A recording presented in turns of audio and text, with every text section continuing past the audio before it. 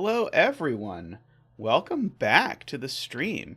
We're back to Sudoku. We recently finished Pencil Puzzle Setting Challenge. If you did not watch the Pencil Puzzle Setting Challenge, I think every puzzle for it was fantastic. I think it is well worth your time. There's a bunch of very cool stuff. But we are back to things as quote-unquote normal. So we're starting with the puzzle that is most voted on from the bucket. So with 10 votes, this is the most voted on puzzle by Tallcat.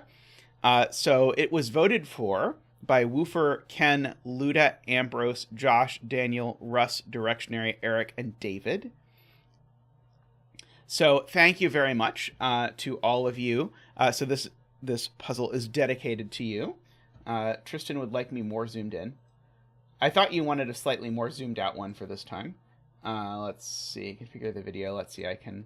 Oh, actually, sorry. By embiggen the Zeta, you just mean do that. You don't mean zoom in on the Zeta. There we go. The Zeta is now embiggened. Alrighty. So there we have now we have now made the Zeta even larger. Alrighty. So welcome to the stream. If you can take a second to like the stream, it would be greatly appreciated. But let's read the rules to Tallcat's puzzle. So we have standard irregular rules. So in every one of these little collections of however many cells that is, 9 cells, we need the digits 1 through 9 once each. And then the diamonds give the sum of all of the digits they touch. So in almost all instances, but not quite all instances, that is the sum of 4 cells. In this case, it's only the sum of 2 cells. But notably, those digits are allowed to repeat. For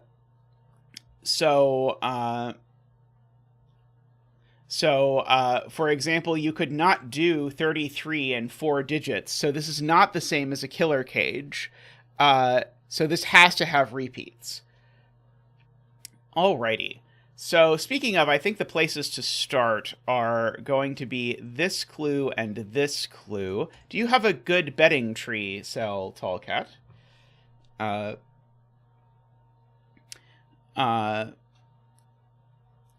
Before I write in, so I'll let Tallcat do that while I write in 1, 2, 3 here. I have to turn on my number pad, my poor number pad that hasn't gotten used in a couple streams.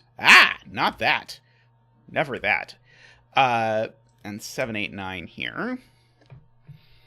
And we'll put 9s there, and we will put 1s there. The reason why I have done this is because 33, if you think about it, the absolute maximum I could make this diamond sum to is 9988, which would be 34. So that means I only get to dip 1 below that. So I need to make one of the 8s a 7. So this diamond contains 2 9s, an 8, and a 7 for 33. Row 8, column 2 has become the betting tree. The same thing is true here, but backwards. The minimum I could make these 4 cells sum to is 1, 2, 1, 2, which is 6. So I have to replace one of the 2s with a 3, giving me a 7. Okay. So I have corner marked the 9s here to note that actually I know there's a 9 in this row, this column, and this row, and this region. All of those things have 9s. So we can do that. And a similar thing is happening with the 1s here. So it is being pointed out there's therefore no 9 on the 25 clue. Still, the 25 clue, I guess if I really want to maximize this, I could note that these 2 digits can't appear. So if these 2 digits are 8 and 9, they see everything on the 25 clue. Is the 25 clue then possible? So if this were 8 and 9, the maximum this could be would be 7 and 6 and 7 and 6, but that's still okay. So I don't think we quite get anything with the 25 clue yet, but I suspect we're going to, because the fact that these digits see all of these is going to be relevant. If you're not, by the way, familiar with the betting tree tradition, but by ancient Sudoku lore, if at the start of the puzzle you place your bet of which of the digits 1 through 9 will end up in this cell, and make a wish, and if you are right, the tradition goes that your betting tree wish will come true. So take a second to just guess what digit will end up here.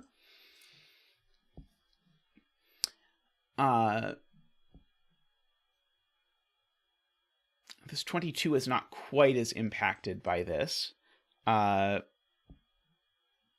Let's see. I am going to corner mark that I know there's a 9 in one of these cells, just because that seems like the kind of thing that might be relevant. Let's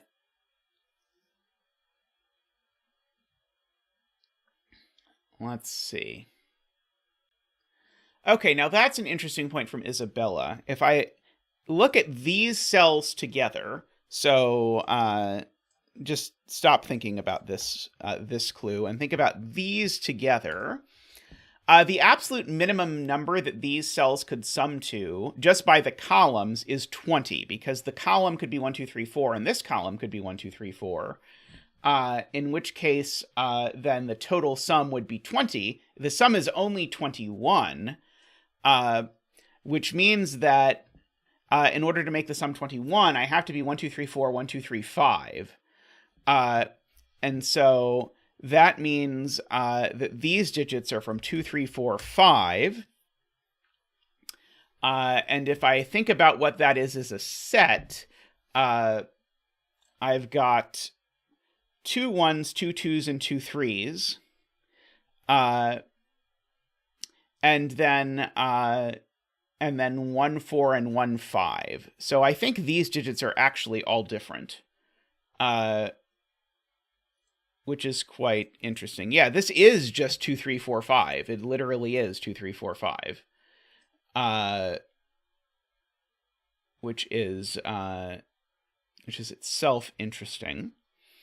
So now I'm probably supposed to ask myself where 9 goes in this column and 8. I guess the 9 has a couple options, because 9 can't go in either of these places. So 9 could go there or there or there. But I'm not sure I know which one yet. Let's see. People resort to law of leftovers so quickly. Law of leftovers is so disgusting. Let's see. Let's see.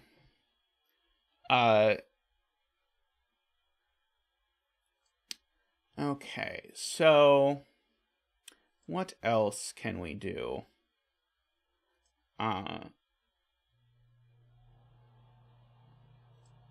We really are going to have to look at law of leftovers, aren't we? So the point is going to be, if I look at law of leftovers, I think the point is going to be that these 2 digits have to be the same as these 2 digits, for example.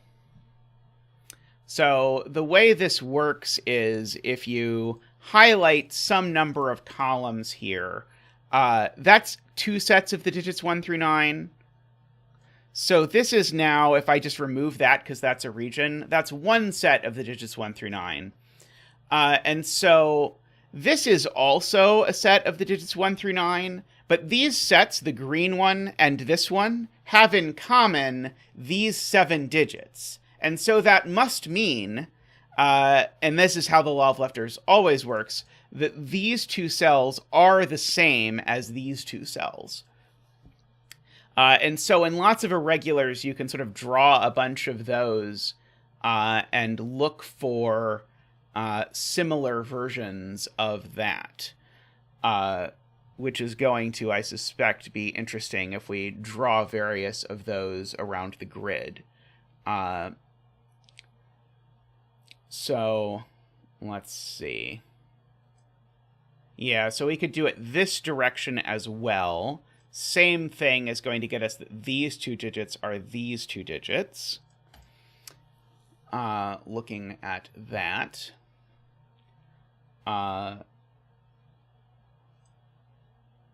Let's see. I probably have not found the correct one yet. Let's see. So let's see. So chat wants me to do it with the first 4 columns. So if I do the first 4 columns, then I can pluck out this, and pluck out this, and pluck out this. And so this is one set of the digits 1 through 9. I'm just counting that I actually have the right number of cells. Yeah, so what I get from this is that these 2 cells have to be the same. That cell and that cell have to be the same.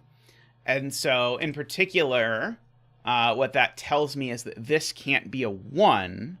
And then the point is, I know there's 2 1s on this. They have to form a pattern. And so then I get that these are both 1s. And so we get to bring out Zach to do the 1 dance.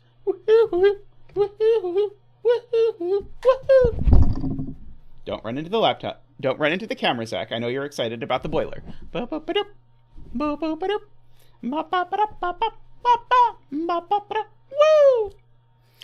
Thank you, Zach. I know you've been missing getting to dance for digits. It's been a bit since we've been doing the pencil puzzle challenge. But there we go. So that is not a 1. I know this isn't a 4 or a 5 either. So that's a 2-3 pair in the column. So that's not a 2 or a 3.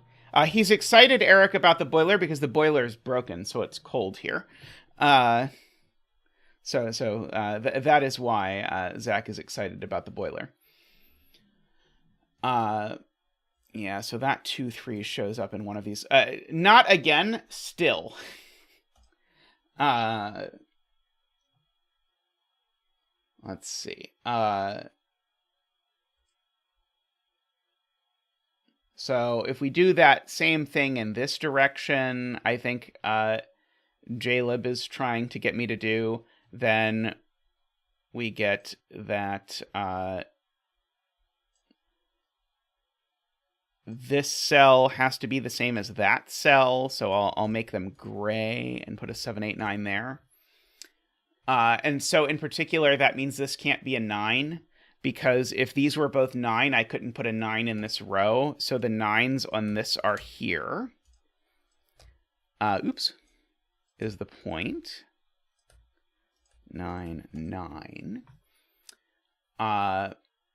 Right, and so this is the other 7, 8 for what it is worth. So these 2 digits now are actually at maximum 13, which means these 2 need to sum to at least 9. Okay, that's not interesting. Sorry, these 2 are at most 11, which means these 2 need to sum to at least 11. Sorry, I did that wrong the first time.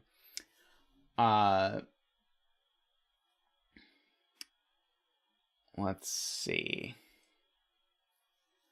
Let's see.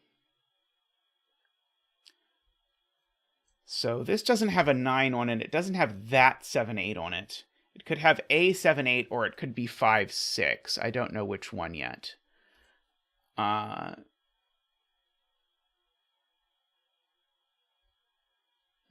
feel like I probably should actually be looking at the fact that green plus purple is 25. And this green and this purple, together with these 2 dominoes, add to 43. So that means the highlighted cells sum to 43 minus 25.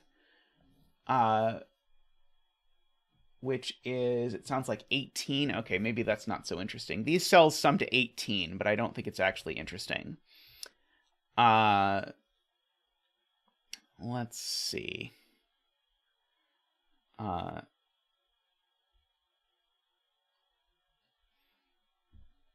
Purple in row 1 is actually a little bit restricted, but nothing super... Oh, that's right. Purple and green can have overlap, so never mind. I retract my claim about purple and green. I know this 7, 8 has to be in purple or green. But I don't think that's quite interesting.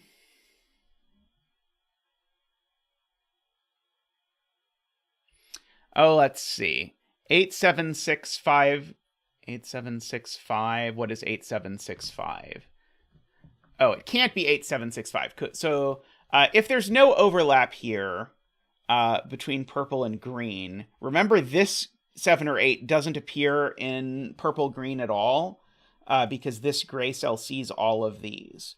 So if there are no repeats in purple and green, then purple plus green would sum to at most 8 plus 6 plus 5 plus 4, which is 23. So indeed, there is a repeated digit in green and purple. And it probably has to be the 7 or 8. Because if it's not the 7 or 8, then the maximum that this can sum to is 8 plus 6 plus 6 plus 5, which is... No, that is 25. Never mind. It could be this. Could be. Never mind. It's fine.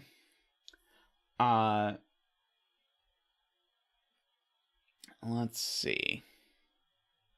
1 in row 4 is a sweet spot from JLib, because I can't put a 1 in an 11 clue.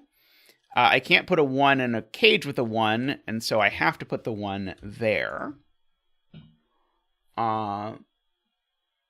Let's see.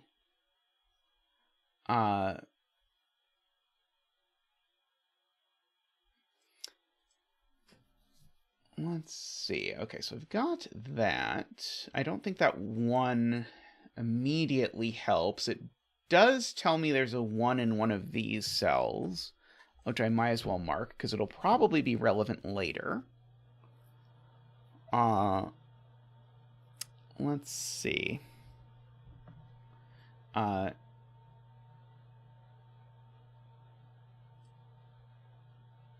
mean, I'm sure we already knew that 1 wasn't in purple or green, because there's no way to make this add to 25 with a 1 in it. But it's possible that that is relevant in a way I haven't appreciated.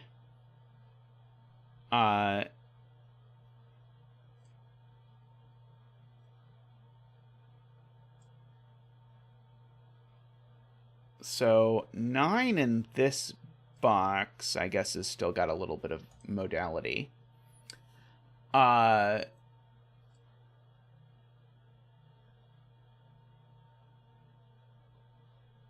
Let's see. I could do, like, what's the minimum these sum to, and figure out what the maximum green can sum to is. But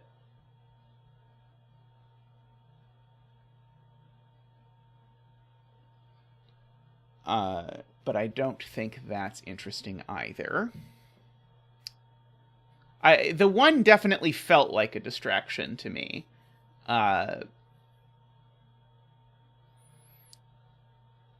Though, while I'm at it, I might as well pencil mark 1 here so that I can have a 1 Jovi wing later in life.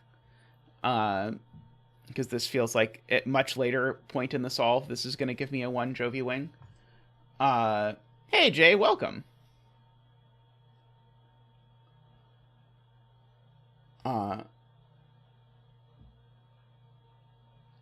Tristan wants me to poke my audio filter. 1 second. 1 moment.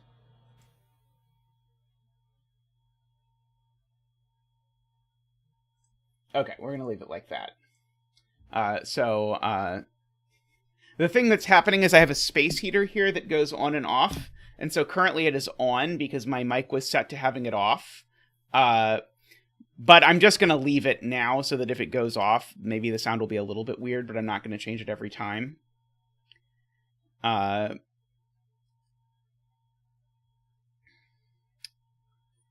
us see.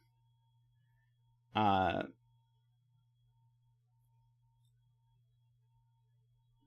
I do know that these are a 2-3 pair.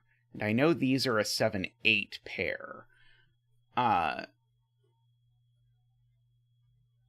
Okay, so I think the question is, how many 7, 8, 9s do I need to be in this 22? So if I use only 1, 7, 8, 9, then the maximum I could get to would be 9 plus 6, 5, 4, which unfortunately is fine. I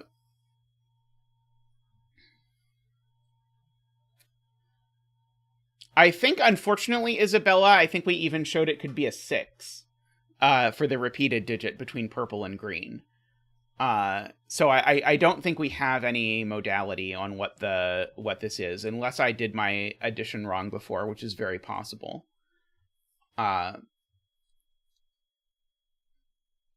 Let's see. All right. Yeah, Jaleb repeats the thing I did before, which is that 8 plus 6 plus 6 plus 5 is 25.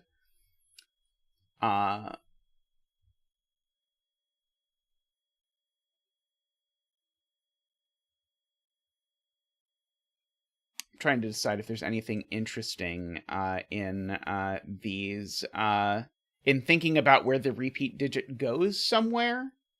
Yeah, so that's the interesting question. The repeat digit goes here. So this is the green-purple digit. That's the point. So there's one digit that's in green and purple, and it's surely not a 2 or a 3. So in this region, it goes there. So the green-purple digit, we know, is, I think we said 6, 7, or 8 for this digit. I don't think it can be smaller than 6 by Jaleb's calculation before. And so this digit is a 3, 4, or 5. I see Andrew also saw this at some point. So we've got that there.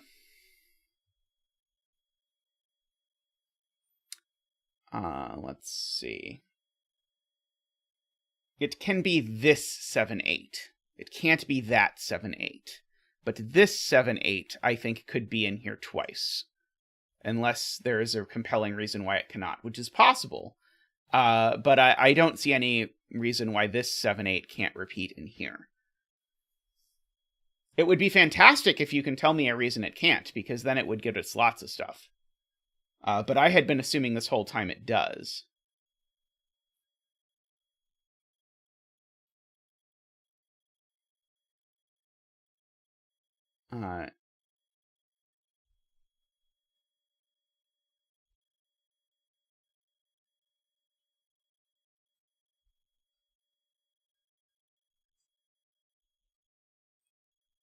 Yeah, this 6, 7, 8 goes here, is Crispy's point.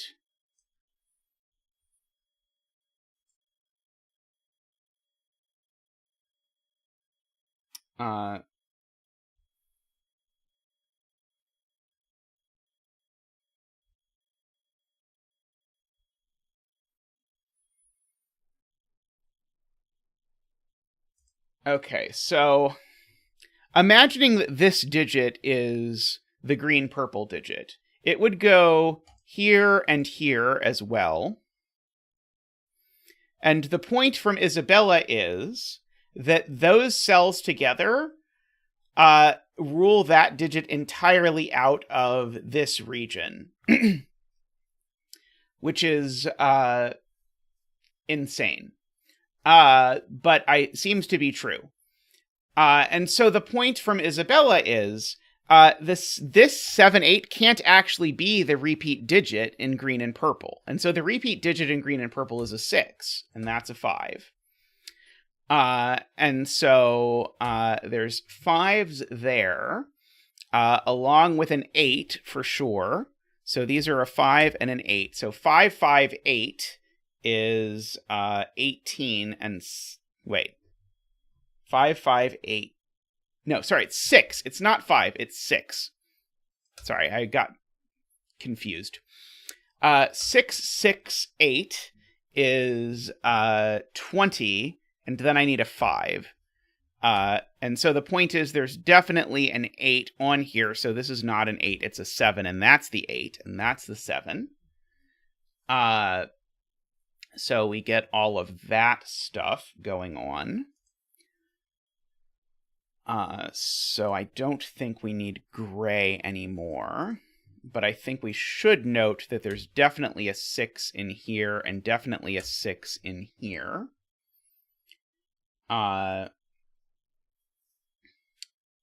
So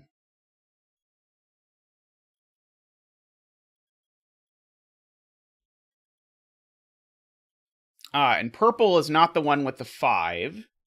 That's cool, Crispy points out, because this purple sees that 5, so this isn't the one with the 5, and so therefore that's not the one with the 8. So we get a 5-6 pair here and a 6-8 pair here. So now green is 5-6 and purple is 6-8.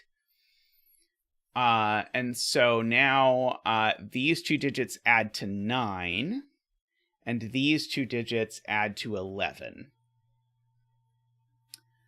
Hey, Panthera, by the way. Let's see. Do I know which way one of these things happens? Maybe not immediately. I know there's an 8 in one of these cells. I know there's a 7 in one of these cells.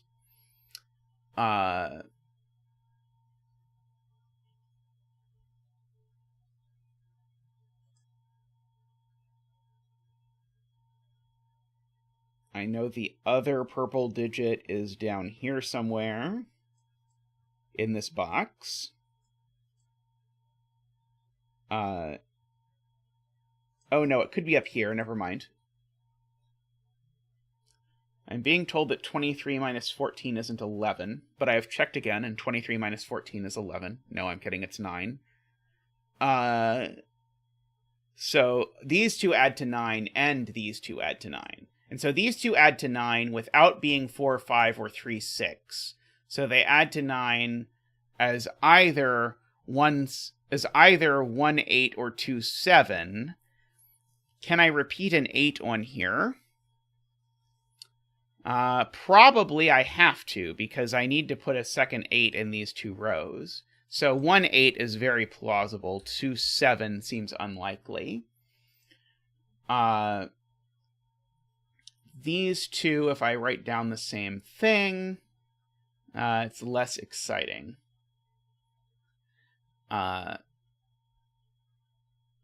Isabella wants me to place yellow, black in row 4, which is true because...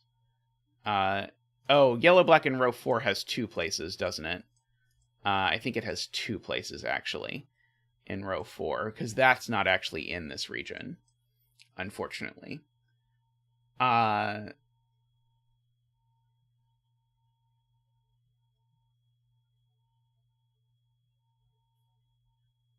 Oh, it's in the other region. So, okay, sorry. It's in the same region as that cell, because these are in the same region. That's not there. Okay, so this is yellow-black, is Isabella's point. So this is that 2, 3.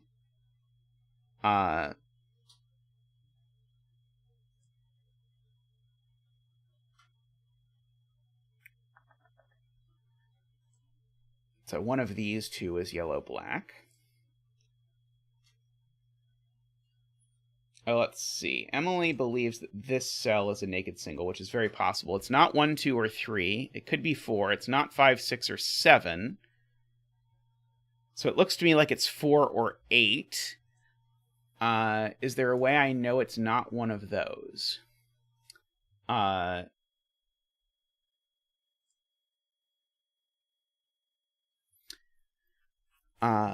But the fact that this is a bi-value cell is still very cool.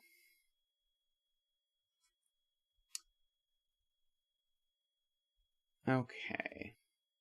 No, never mind. Sorry, it's not one of those two. Okay, yeah, there's still a bunch of places in the row.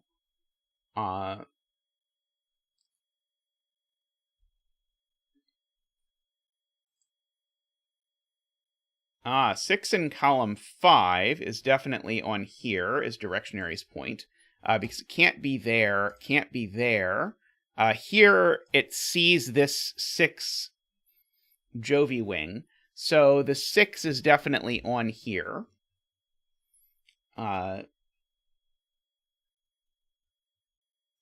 So now maybe we have to remath this again.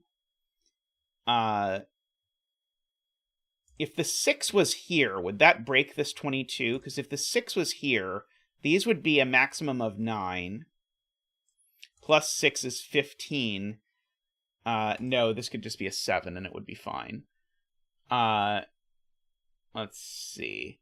Memerister says this cell has exactly the same thing going on. So it's not 1, 2, or 3, because I know the other 2, 3 is down there. So it's not 1, 2, or 3. It could be 4. It's not 5, 6, or 7, and it could be 8.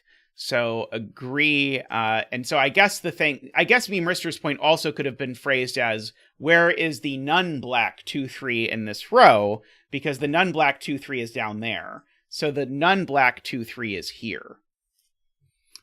Okay, Nicholas, I'm told, has a point. Which is that the 20 diamond sees 4 and 5 now.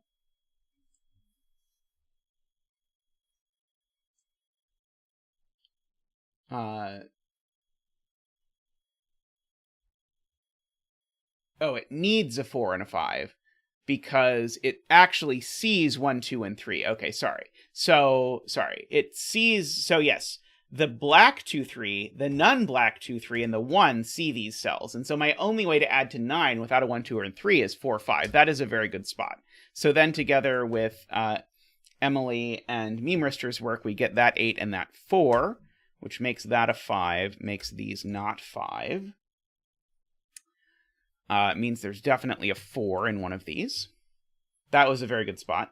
And very cute setting. Let's see.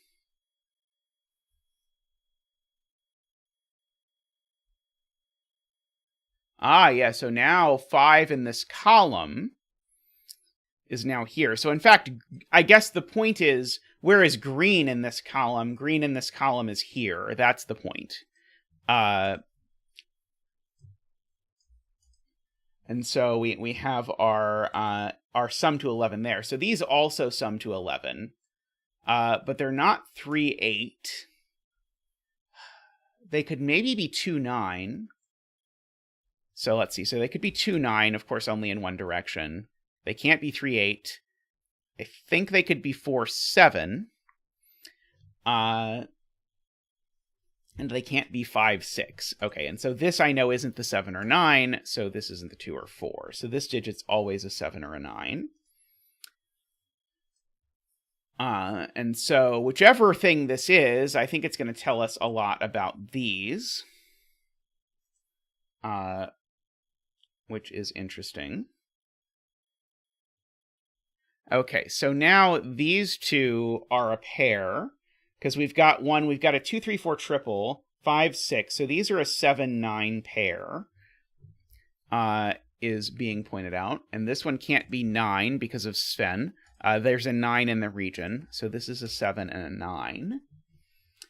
9. Let's see. So there's a 7 in this region in one of these two cells. And there's a 7 in this region in one of these two cells.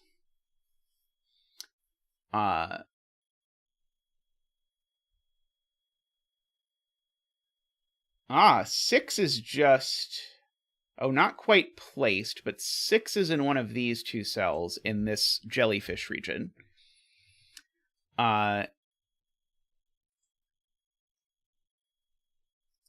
In fact, I should just pencil mark the jellyfish. Because we've got a 1, 2, 3, 4. We need a 5 and a 6. We've got a 7. We need an 8 and a 9. And those aren't 6. So these are 5, 6, 8, and 9 for whatever that's worth. But this region also is pencil markable. because the things we need in this region are the other 2 3. And you've got 4, 5, and a 6, 7, 8, 9. And so the 6 in this region actually goes this way, which rules 6 out of our last spot here. Meme Rister saw this, which places a 6 here. That 4, 5 pair actually looks over here and says that's definitely an 8 or a 9.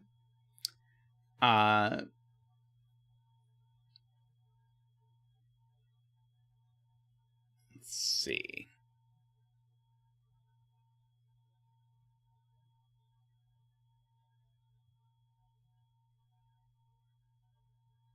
6 in column 4 is in one of these 2 cells, Directionary points out, which gives me a Jovi wing on 6s, which tells me that this is an 8 and this is a 6.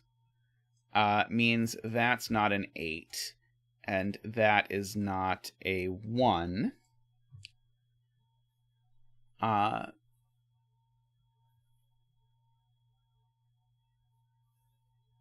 This being an 8 or 9 is actually interesting in terms of what it says for the 16, because if this is a 9, these are exactly 1, 2, 4. If this is an 8, then these sum to 8 in some way. It would have to be 1, 3, 4, actually. But in any case, these are either 1, 2, 4 or 1, 3, 4. They definitely don't feature a 7 in that spot. So that's a 7, and that's a 7. And these are from 1, 2, 3, 4. And they definitely include, because it's either 1, 2, 4 or 1, 3, 4, they also definitely include a 4. For whatever that is worth. And so I've now got a 1, 2, 3, 4 quad in this region. So we've got 1, 2, 3, 4, 5, 6, 7. So these are just an 8, 9 pair. Which means that's not a 9, so that is a 9. So that's a 9, which now tells me that these are the 1, 2, 4 pair, not the 1, 3, 4 pair, which tells me the non-black digit is a 3, and the black digit is a 2. So we get all of that. So these are not 2. That is a 4, and a 3, and a 4. These two needed to add to 11, so that's a 7, and a 5, and a 4, and a 6, and a 5, and a 2. Let's see, no 1, 4. This is a pair. This is... Oops. Did I do something wrong? No. Okay, this is a 2, 3 pair. That's a 3 and a 6. That is not a 7. So this is not a 2. Hey, Anti-Knight, how are you doing? This is a pair that I probably... Oh, in fact, this is just a single. This is an 8. 1, 2, 3. That's a 4.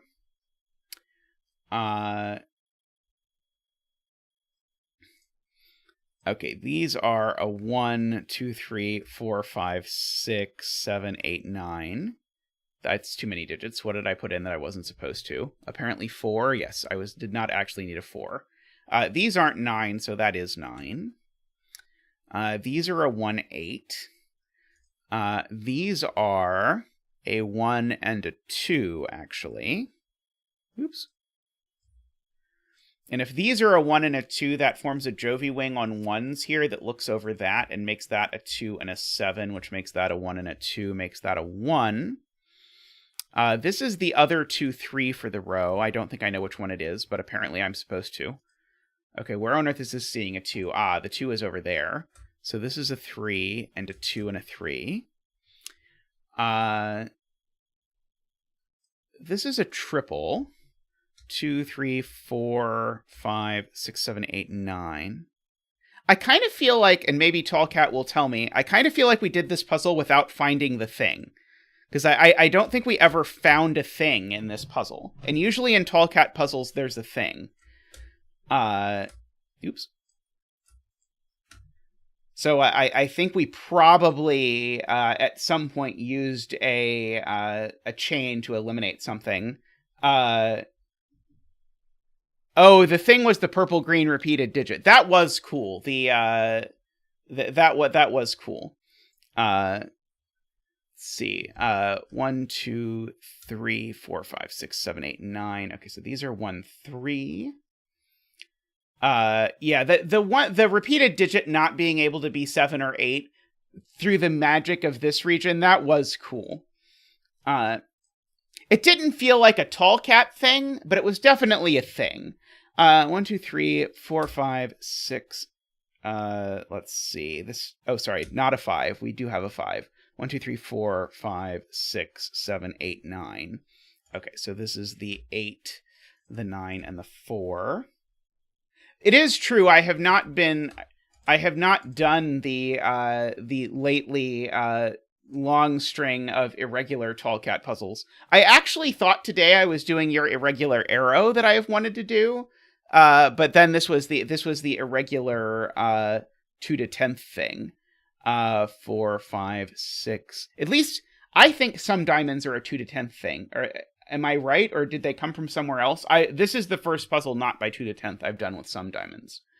6. This is a 7. These are a 1 and a 2. So that's the 1, that's the 2, that's the 8, that's the 1, that's the 6, that's the 8, the 5 and the 6.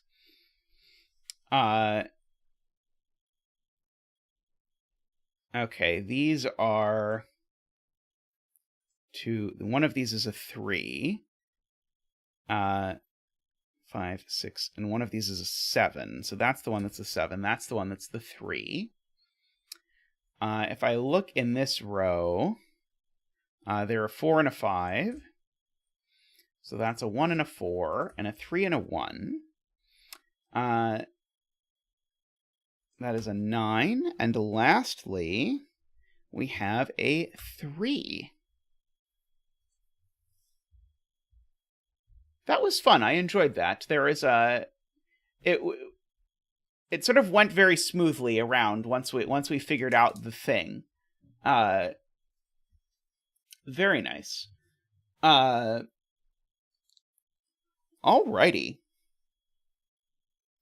And Sven definitely helped a great deal, because my scanning would have been much, much worse without Sven to point out repeatedly that digits saw 2 in places. So I think Sven made the back half of that puzzle go much faster than it would have if I'd have had to scan it by myself. Alrighty. I am going to take a quick break, and I will be back with another puzzle. So I will see you all shortly. Be right back.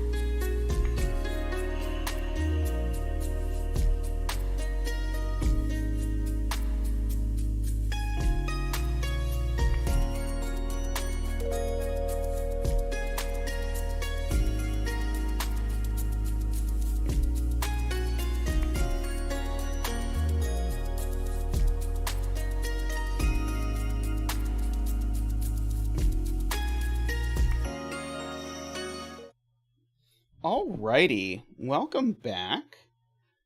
Next up, we have a puzzle by Rangsk, which I'm excited to try. I know Rangsk was excited about it. Also, of note, I recall that when Rangsk posted this, there was an example, but the example did not actually make the list. So if someone knows of a link to the example image, it might be helpful. Alrighty, so let's try and understand this rule set, because I think it's weird. So it says normal Sudoku rules, which I actually did not think was consistent with the next rule, which is digits must share a row, column, or box with exactly 2 instances of each digit that it is consecutive with. Okay, so I'm supposed to say, like, if this is a 3, then between these cells, and these cells, I think what this is trying to tell me is that I need to have 2 2s and 2 4s.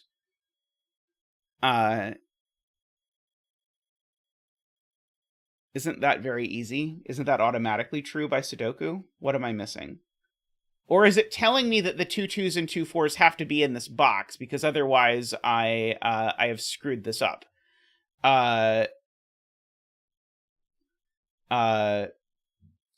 Because if I actually put a 2 or a 4 here, then I've now got 3 2s and 4s rather than 2 2s and 4s.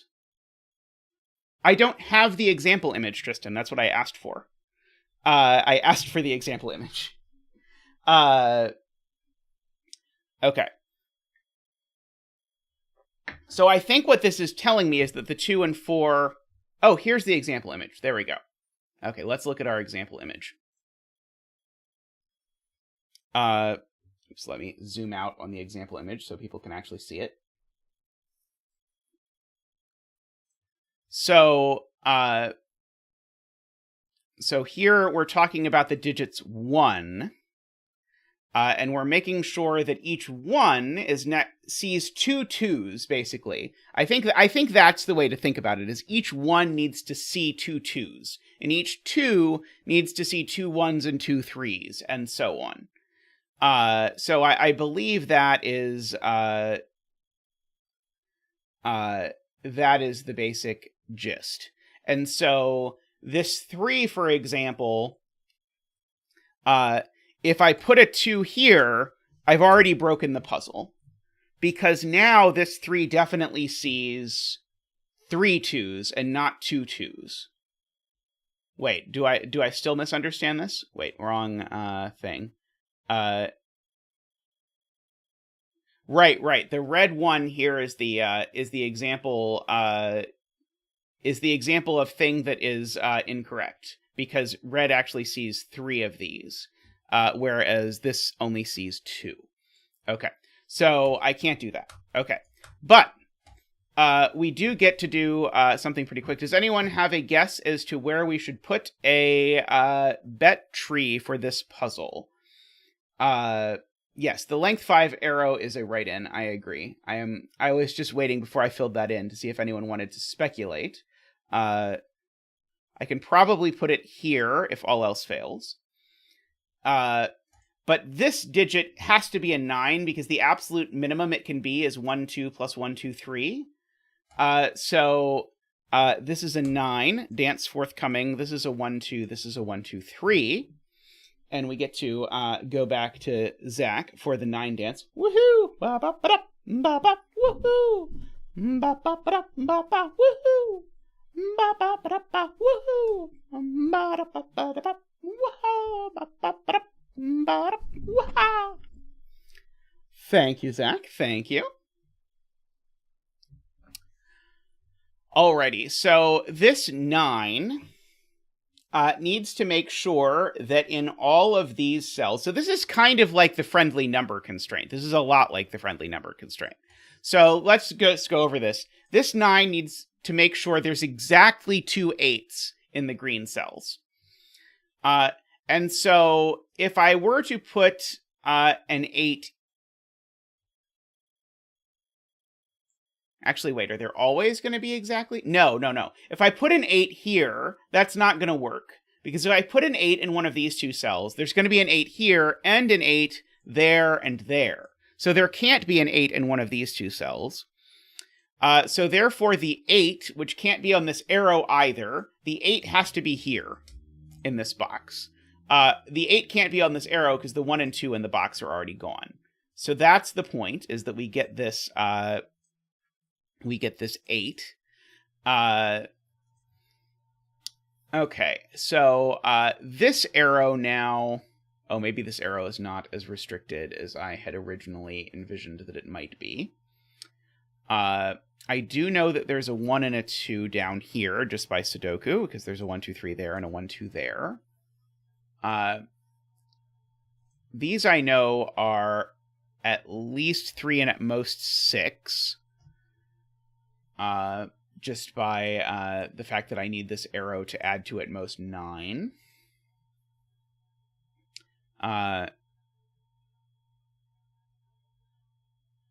Yep, we already got that, Panthera.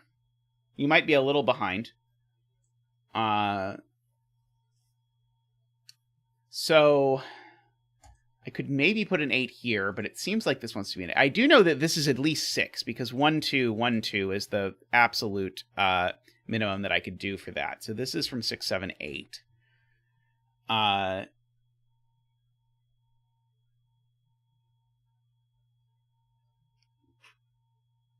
Okay, so...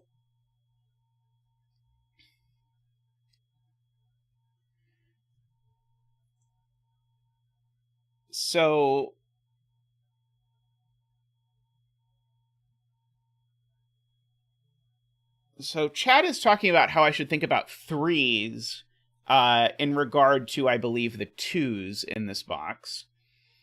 Because the 2s here, or whichever of these is a 2, it needs to make sure it sees the right number of 3s. And so it's going to see 1 in the column, for sure. And if...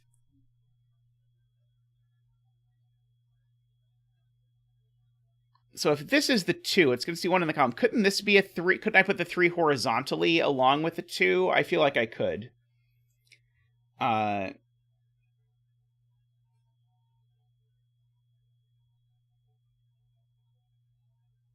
okay. I'm supposed to think about it the other way. No, I feel like it could be a 4 looking at a 5. Because if this is a 4 looking at a 5, I think that gives me my correct amount of cancellation. Unless there's a reason this can't be a 9.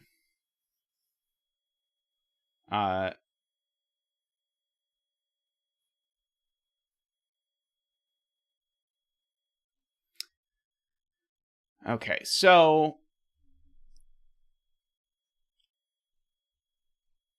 I do want to think about where the 3 actually is allowed to go, because I think it will be helpful just in terms of this. So if I put the 3 here, then we're definitely broken, because then the 2 definitely, whichever of these is the 2, definitely sees 2 of the things. So this can't be a 3. And so therefore this can't be a 6. Okay. But I want to now look at chat's point that if this is a 4, and that's a 5, the question is, where are the 2 3s that this 4 sees? And unfortunately, the answer is, there's 1 there and 1 there, except there's also 1 in one of these 2 cells, which does not work. So this can't actually be a 4. And the same thing's actually true of the 5, because if this is a 5 now, it's going to need to see 2 6s. And actually, wait, maybe it could be a 5. Sorry, maybe this can be a 5. Because if this is a 5, I can make that a 4. But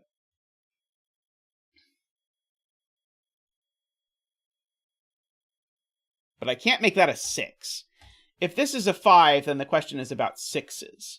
Because if this is a 5, then I need to ask where 6s go. And so there's a 6 over here, there's a 6 down here, and there's a 6 in one of these. That's too many 6s. So this is a 3, for sure. So this is in fact a 1, 2, 3 triple. This is at least 4, so therefore this is at least 5.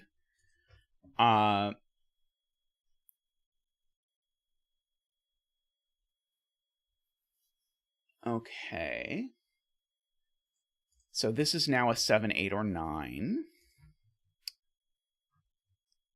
Okay, so this 3 needs to see a 4. If this isn't a 4, then where is the second 4 this 3 is seeing? So if this is not a 4, then the 3 sees a 4 here, sees a 4 down here, and sees a 4 in one of these cells. That's not going to work. So therefore, this has to be a 4, making that a 7. Okay, so the 4 here now needs to see a 5 in either its row or column within the box. And so the point is the 4 needs to see a 5, in fact, in one of those two cells. And that 5 needs to make sure... Oh, it needs to make sure it sees a 6, but that's not restricted. Okay, but now this 7 actually is telling me something about the 8, because now I can't put an 8 here anymore. So the point of this 7 is that this can't be an 8, because if this was an 8, then I will see a 7. Oh no, I could still make that the 7. Never mind. Oh, actually, I don't think this being an 8-7 pair works, because I think if this is an 8-7 pair, I think I then run into problems with the 6. Oh, maybe not. Maybe it's okay. Might be okay.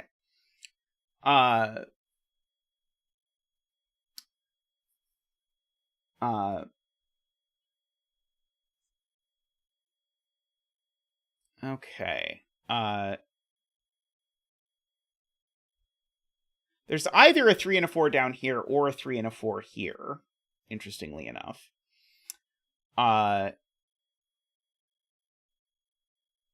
Let's see.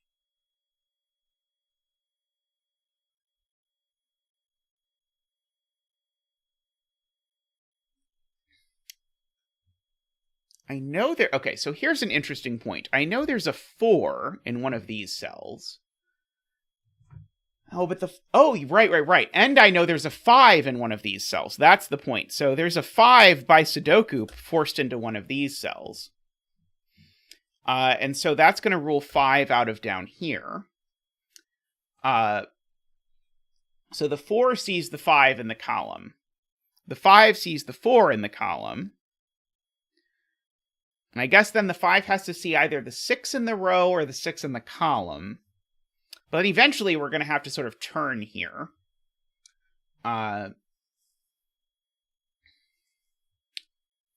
We will continue contemplating. The 9 down here only goes in one of these two cells. Just by sudoku.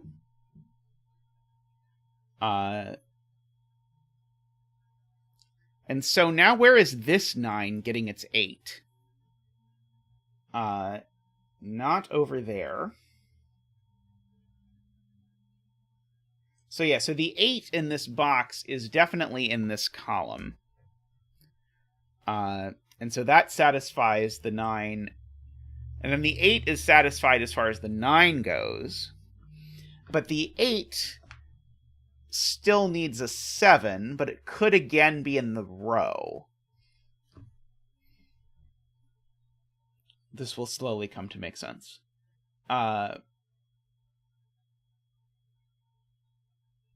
Okay.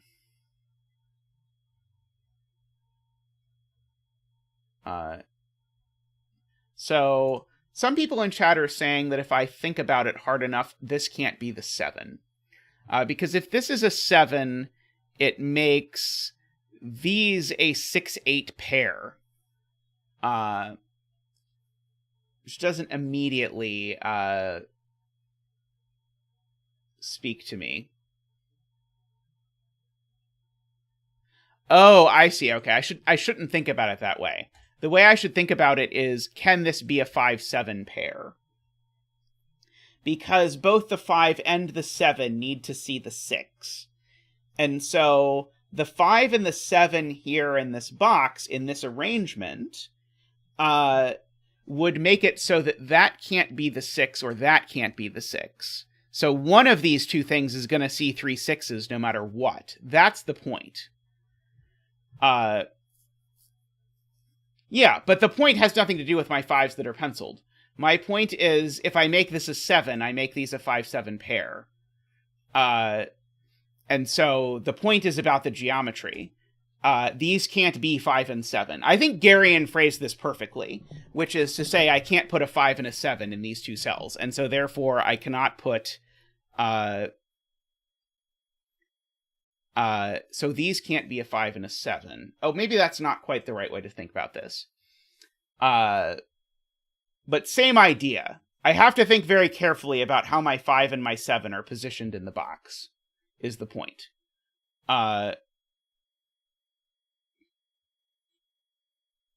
So if these two are a 5-7 pair, exactly the same thing happens, where if these two are a 5-7 pair, then my problem is that I need to place a 6 somewhere that sees both of them within the box, and I can't.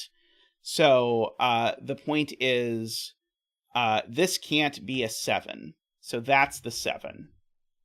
So that's the 7 and the 8. Now the 7 needs to see the 6 in the box, so that's the 6 and the 5. And so we get that kind of arrangement. So these are 7, 8, 9. These are 7, 8, 9. That one's definitely not a 9. This one's definitely not a 7, for that matter. And of course, these are 4, 5, 6.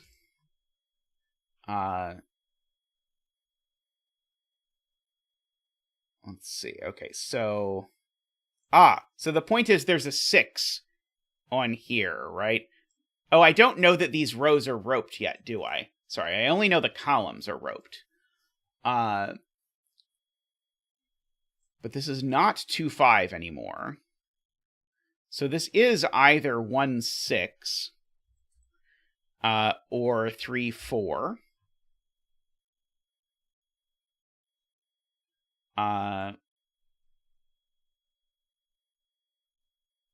Sure.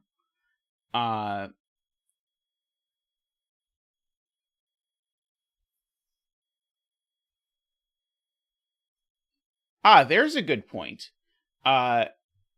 From who said this in chat? If this is a 1-2 pair, it breaks. Someone in chat said this. Right. I think it's Medi. These can't be a 1-2 pair because by Jovi Wing that would put a 1-2 pair here, but then that would add to 3 and that doesn't work. So these are bigger than 1-2, which means this isn't a 6. And so these are either let's see, could these be as big as 2, 3? I think they could just be 2, 3. Could they be as big as 1, 4? Yeah, presumably. So I think these are from 1, 2, 3, 4. But these sum to at least 4. And so these need to sum to at most 4. And so these are from 1, 2, 3 for sure. I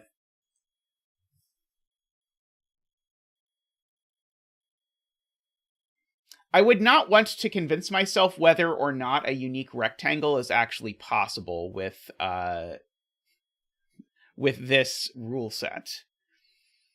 That sounds tricky. Okay, there's a 7 up here. For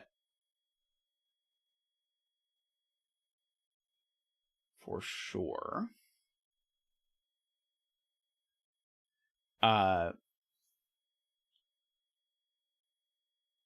So if there's no 1 up here, these are 2, 3, which seems fine. So this 7 needs to see an 8, so I can corner mark 8s vertically at the very least.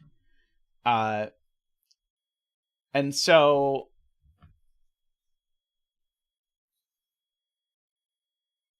Josh, because this can't be a 1-2 pair. Because if this was a 1-2 pair, Josh, it would align with these, and this would be a 1-2, making that a 3, but that breaks that. Which is very cool. I like that a lot. I don't think it's going to matter, but I liked it a lot.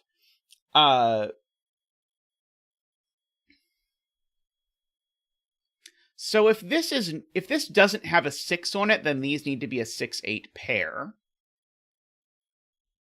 Actually, if I put 8 here, I don't think it works. Because if I put 8 here, I need to put a 9 somewhere. Oh no, I could put an 8 here and a 9 down here. Oh, that's annoying. Sad. Very, very sad.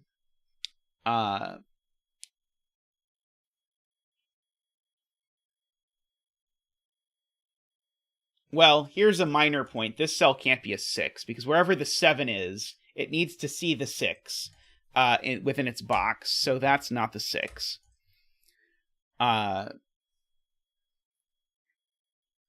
Let's see.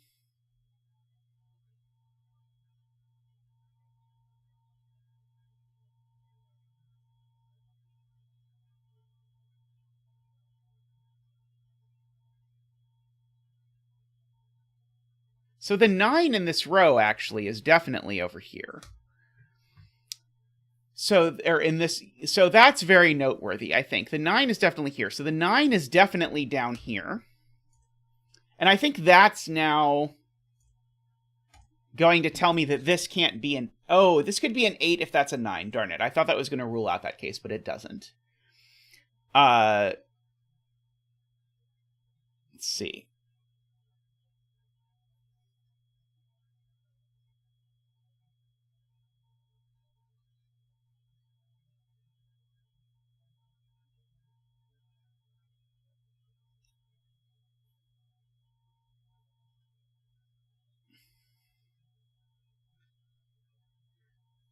Oh, okay, so... Okay, maybe it's possible. I think chat is encouraging me to try and force this being 8, because it might not work. So if this is an 8, this can't be 1-6, because we've ruled out 1-7 and 2-6, and 3-5 can't be because of that. So if this was an 8, this would have to be 3-4, and these would have to be 2-6. So the only way this ever works as 8 is if these are a 2-6 pair.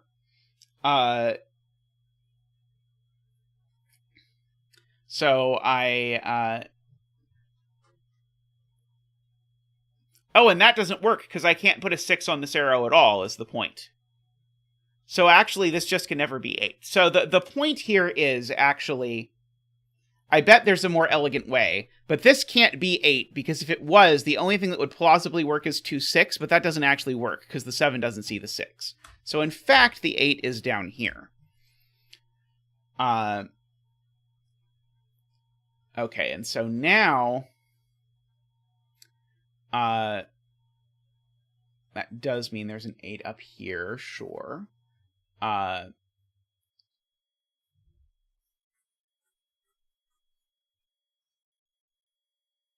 So this can't be 5, because all the ways to make a sum of 5 are gone. So this can only be 6 now, actually.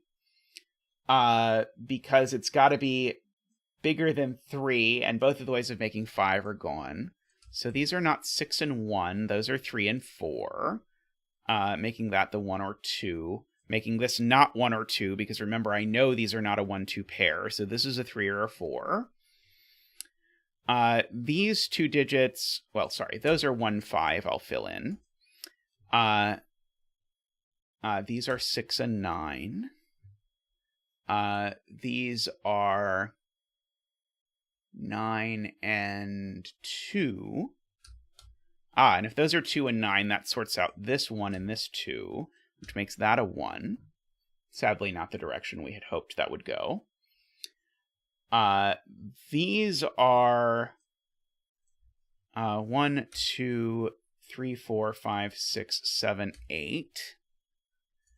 These are 1, 2, 3, 4, 5, 6, 7, 8, 9. Okay, so these are from 3, 4, 5. So if this is the 3, we have a big problem, which is that if this is a 3, I can't possibly see the 2, because the 2 is in one of these two cells, so that's the 3. If this is the 2, we have a problem because the 2 doesn't see the 1. So in fact, the 2 only goes there. And now the 2 has to see the 3, and the only place the 2 can see the 3 is there. So we've got that. So these now sum to 4, which is again the unfortunate outcome that we had hoped to avoid. So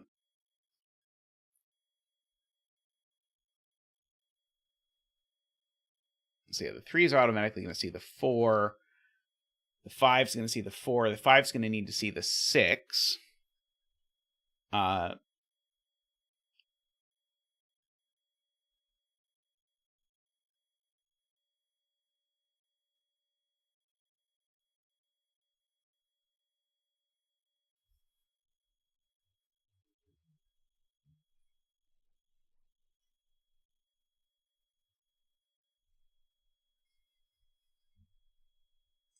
This can't be a 1.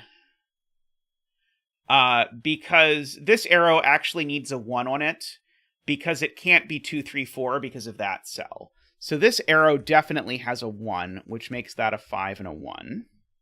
Means there's a 1 over down here somewhere.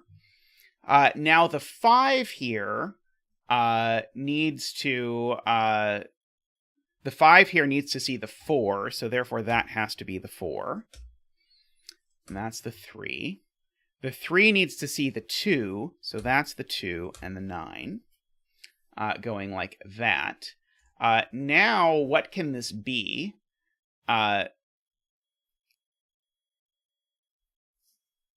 This now can't be... Oh, maybe it can be 6. Okay, so I think this can be 6. It can't be 7, because I can't make 7. It can't be 8, because I can't make 8. And it could be 9 if this is 1, 2, 6 exactly. But the arrow always has a 1 and a 2 on it. I agree with that assessment. I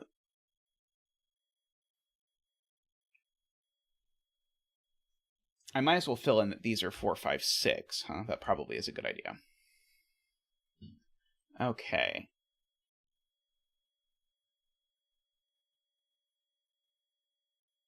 Yes, neither 7 nor 8 is here. That's a good point from Screaming Ice Cube. 7 or 8 don't fit on an arrow, so these are a 7-8 pair, in fact. So the 8 needs to see the 9, the 7 needs to see the 6, but those could go over here, I believe, maybe, possibly. But that is a good point. I dig it. If this was 1, 2, 3... So if this was a 6, it would be 1, 2, 3. That would give me a 1, 2, 3 triple in the row. That would force this to be 4, 5 exactly. That would be a 9. That would be a 6. This feels like it should break, but I don't actually yet see what breaks.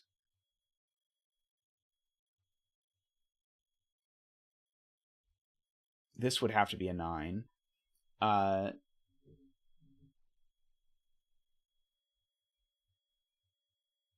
Not immediately useful.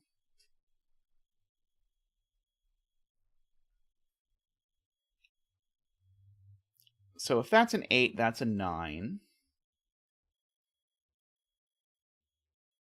And if this is a 7, that's a 6. So this is either 7, 6, 5, or 8, 9, 4. Those are the only options.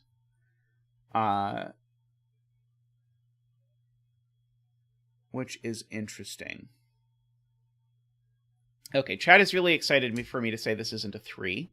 I agree it's not a 3. And so if that's not a 3, this can't be a 4. Because the 4 needs to see the 3, and it can't there. So that's a 5.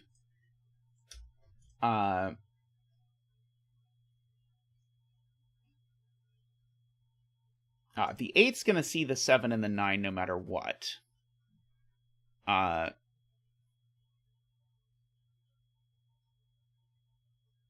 Okay, the 4 needs to see the 3. The 6 needs to see the 7. I don't think either of those things is intrinsically interesting. Let's see. This is a very clever rule set.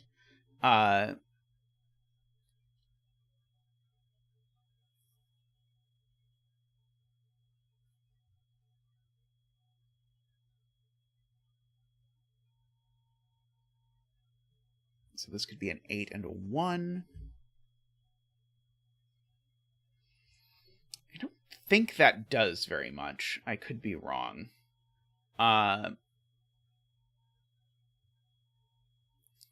Okay, the fact that this digit is at least 4 means this is at least 5, but it's not 5. So this digit's always 7, 8, or 9. Sorry, 6, 7, 8, or 9.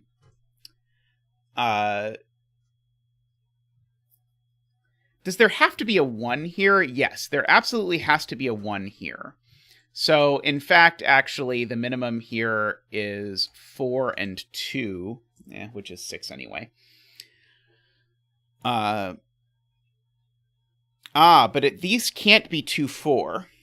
Because if these were 2, 4, they'd both need to see a 3, and they can't... Oh, no, they could see a 3 there. Never mind. That would be okay.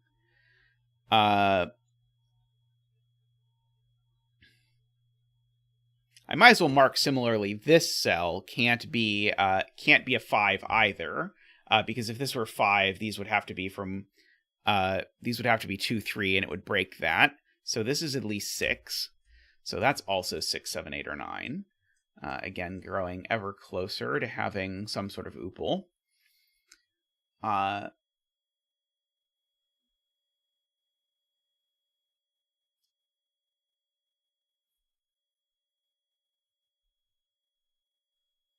Okay.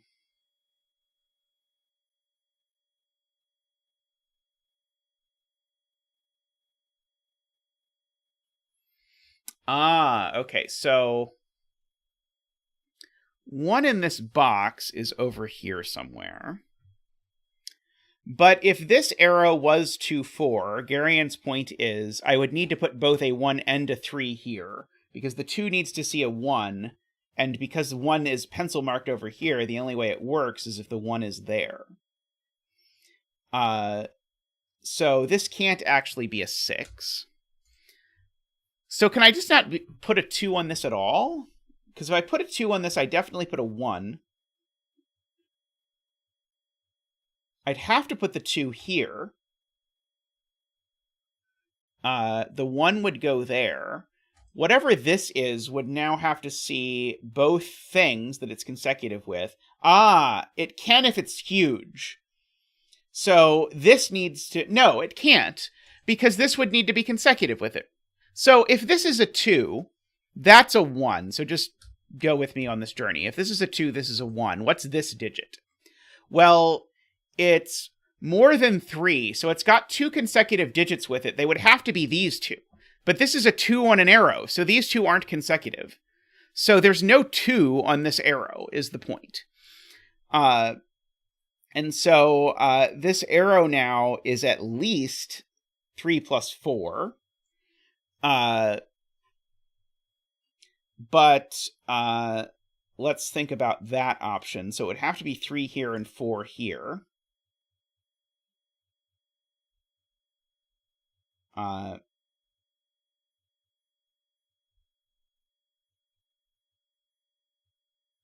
So this digit is at least 4. This digit is at least 3. So this is already from 3, 4, 5 only. This is from 4, 5, 6 only.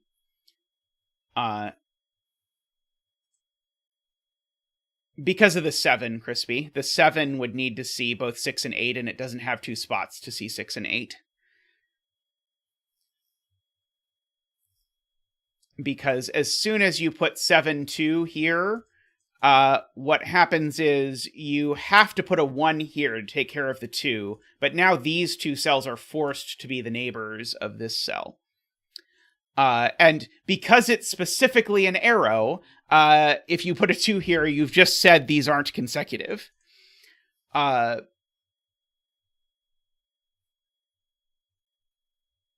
Okay, so now I don't think this can possibly be the 1 anymore, because this certainly has to...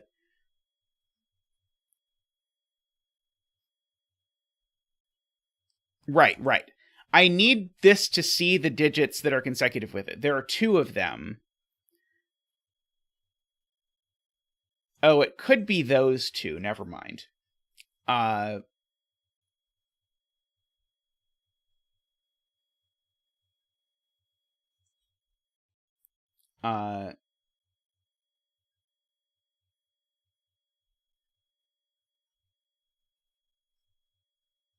Okay, so maybe I should try the same argument on this this arrow. So if I put a 2 on this arrow, I would need to put the 3 there. And so it would be 2, 4 with a 3 there. But now that doesn't work. Okay, so this arrow also can't be 2, 4, which is going to be huge. For the same reason. If this arrow is 2, 4... Oh, no, Right. If this arrow is 2, 4, this needs to be both a 1 and a 3, and that doesn't work. So this can't be a 6, and that gives me a 7, 8, 9 triple in the row. Which you'd think would be interesting, but I don't think it actually is. So this digit's automatically a 4, 5, or 6, I guess, because it sees 1, 2, and 3.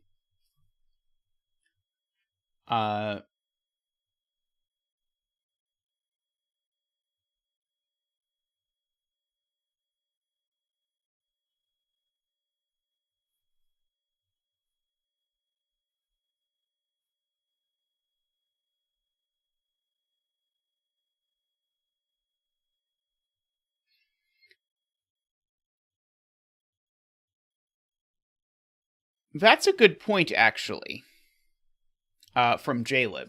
So if I put 2 in this box not on this arrow, the 2 things 2 needs to see are here.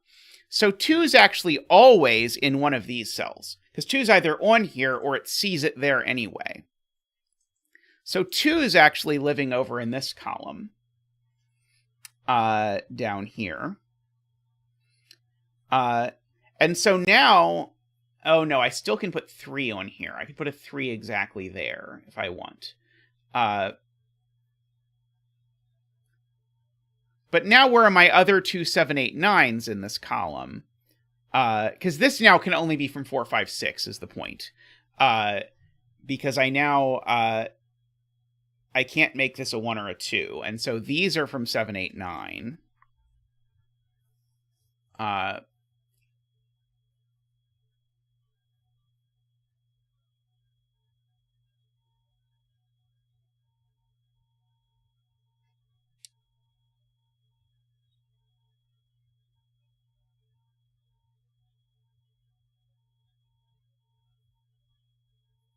Okay.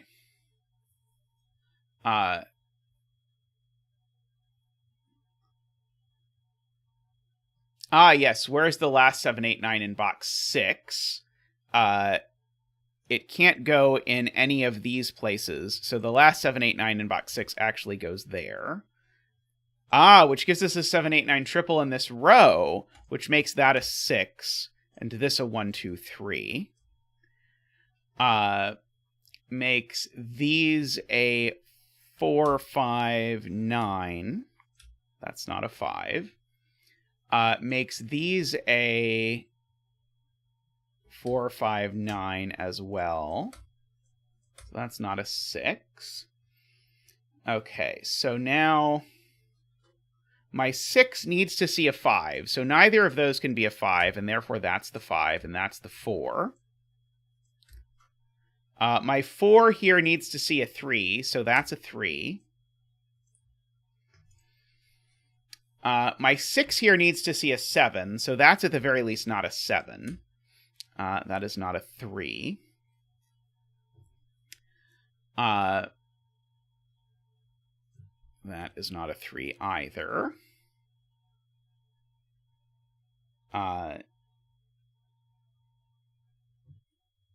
This can't be a 9 for a kind of funny reason, that if this is a 9, that's an 8. Oh, no, never mind. Sorry, I was going to say something that's wrong. Oh,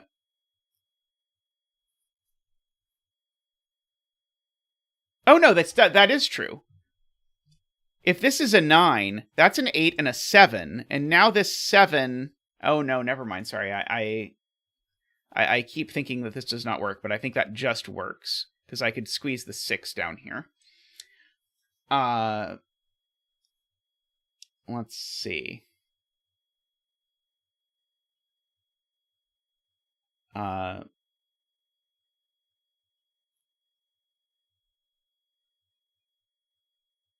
this 9. This 9 is the point. If I was looking in the wrong place, I kept trying to break one of these two, but it's this one. If this is a 9, that's an 8, and now none of these cells can be an 8. So this is a 4. These aren't 4. So there's the 5. The 3 needs to be in one of these two cells for the 4 to see. If the 3 is here, it's not, because there's a triple looking at it. So actually, that's the 3. Oh, yeah, this has been roped for a while. I could have just filled in that this was a 1-2 pair if I was paying close attention. But I was trying to avoid spoilers. Okay.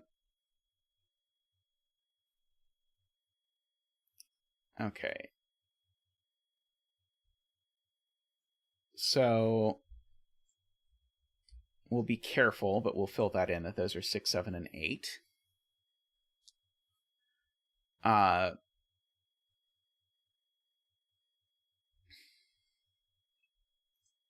So we now have a 1, 2, 3 triple in row 5. So therefore, this now is the 4, 5 case, because of that 1, 2, 3 triple that we pontificated about earlier. So that's a 9 and a 4.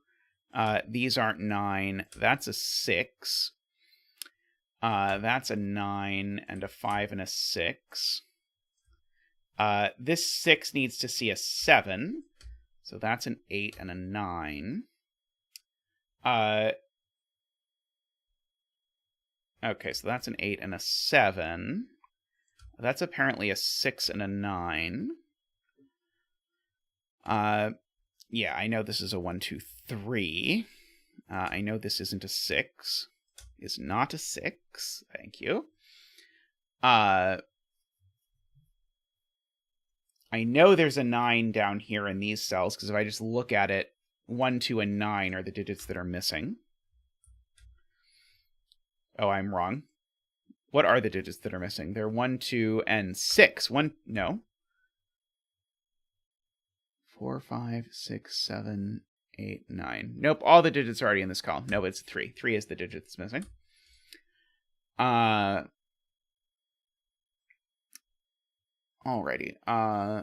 Let's see. Okay, so this 6 needs to see a 5. The 6 also needs to see a 7.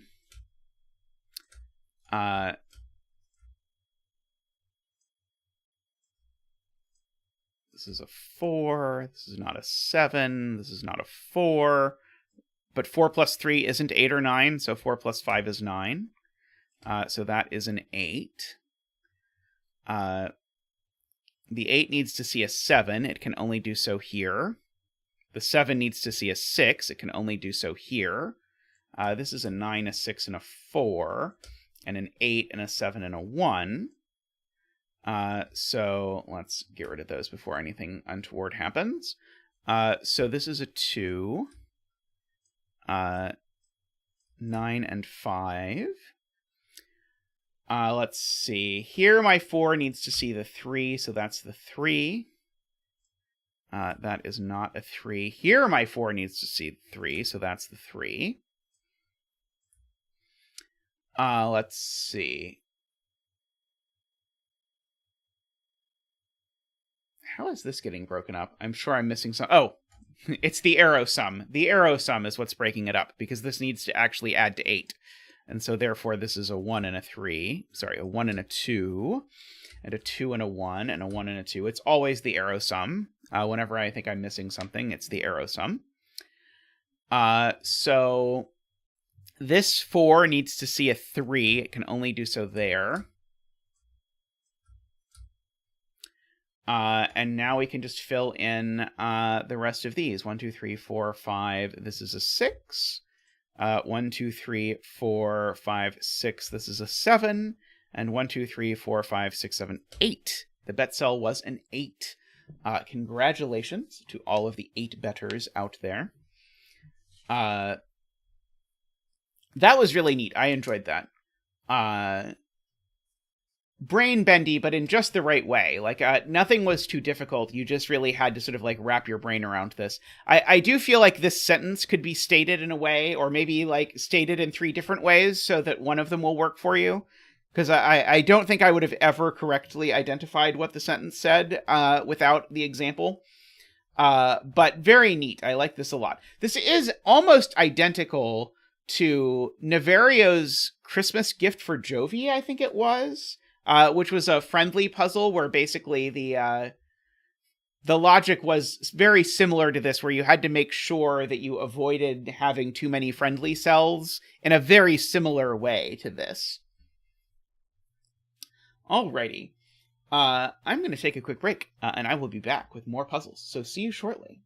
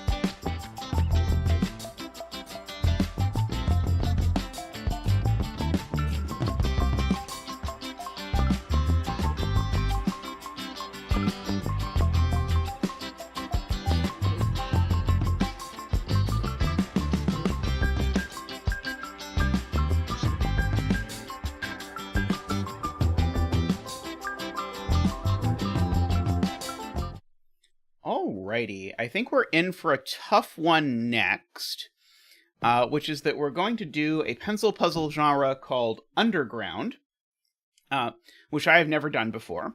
But this is a version of Underground. This, by the way, this is by KNT. This is a version of Underground that's not just an underground, but also features some cryptic clues of various sorts.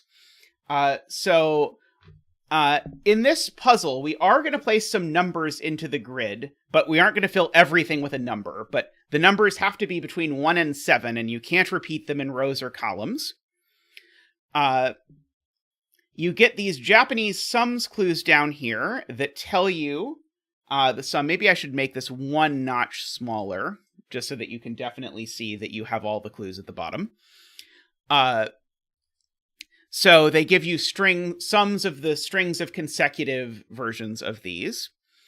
Of course, just like Japanese sums, you have to separate the sums, so otherwise it does not work. Okay. The leftmost and topmost one. So yeah, they just go in the order you'd expect. So this is the top one, the next one, the next one, and so on. And so in every cell without a number, there is this underground loop network. But the loop network can have splits. So unlike every other pencil puzzle I've ever done that features loops, this loop can split. The only thing it can't do is have dead ends. And so everything you're going to put in the loop is going to look like one of these things. Oh, I need to shrink the zeta. There we go. Smaller zeta. Always smaller zeta when it's a KNT puzzle. I guess zeta down here actually is a little bigger than zeta up there would be. So these are the basic tile types that you're allowed to use as you draw in these things, like that or whatever. And it is a Magic the Gathering t-shirt, you're correct. This is the WotC Pride t-shirt from a couple years ago. I am a big Magic the Gathering fan. Although maybe not a big Wizards of the Coast fan lately. So we've got that. And so these clues are telling me how many of those pieces get used in the row or the column. I don't think we get all of them. Or anything like that. I think we do that. I am most attached to blue, green, black. Sultai specifically is my my thing I always want to play if I can.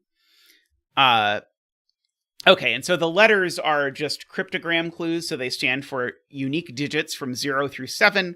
Question marks can be any digit from 0 to 9. Double-digit clues can't begin with a 0. So this is just telling you this is a double-digit sum. Okay, now I did ask for an example puzzle. That's not the example puzzle. There we go. I did ask KNT for an example puzzle. So here is an example completed grid. And so you can see here, for example, this 2 is saying that in this row there are 2 crossings, and there are indeed 2 crossings. These are all unclued, and there's some number of them that sometimes is 0, sometimes is 1, or whatever. It's just the number that happens to have been given. There's 2 straight lines here. Note, of course, the straight line need not be straight in that direction. It can be straight vertically, but those 2 are being counted. And then all the cells that aren't part of the loop network, all of the random ones that aren't part of the loop network, they all have a number in them. And then you get these sums clues for these. So, for example, here it is 4, 3, and 1. Here it's 3, here it's 8, and so on. Okay, so I think I kind of understand what has happened here. This is apparently an established puzzle type that only exists in German, is what I have heard. But I believe KNT would say that this is the best pencil puzzle genre. Or perhaps the best puzzle genre overall. I will let KNT speak for themselves as to what exactly they would say.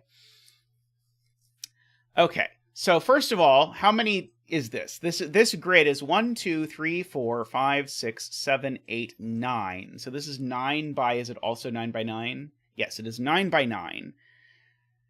So I don't quite, oh, it's 9 by 9 and one of them is double digits. So one of the clues has to have at least 2 things. So I'm just trying to figure out for myself if I've completely forced where the digits are in this column, and I think I have not quite, because I need to have at least 5 cells of digits and 3 cells that are gaps, but that does not work. But that's only 8. There's 1 cell of leeway. I think if there's 1 cell of leeway, though, I think that means this cell's always not part of the loop. Because if this cell was part of the loop, I don't think I could get, I could not fit a double-digit clue below it. I would make both of these that, and then I'd have to put those 8 cells up there. So here's the first deduction for you. This cell is, this cell is the one that I think has to not be loop. Because if it was part of the loop, I couldn't finish things. And then I think this could be loop if the thing is above it, but I know this extends at least one in one of the directions. And so that number, remember, is contributing to that sum, and one of these sums, but who knows which one.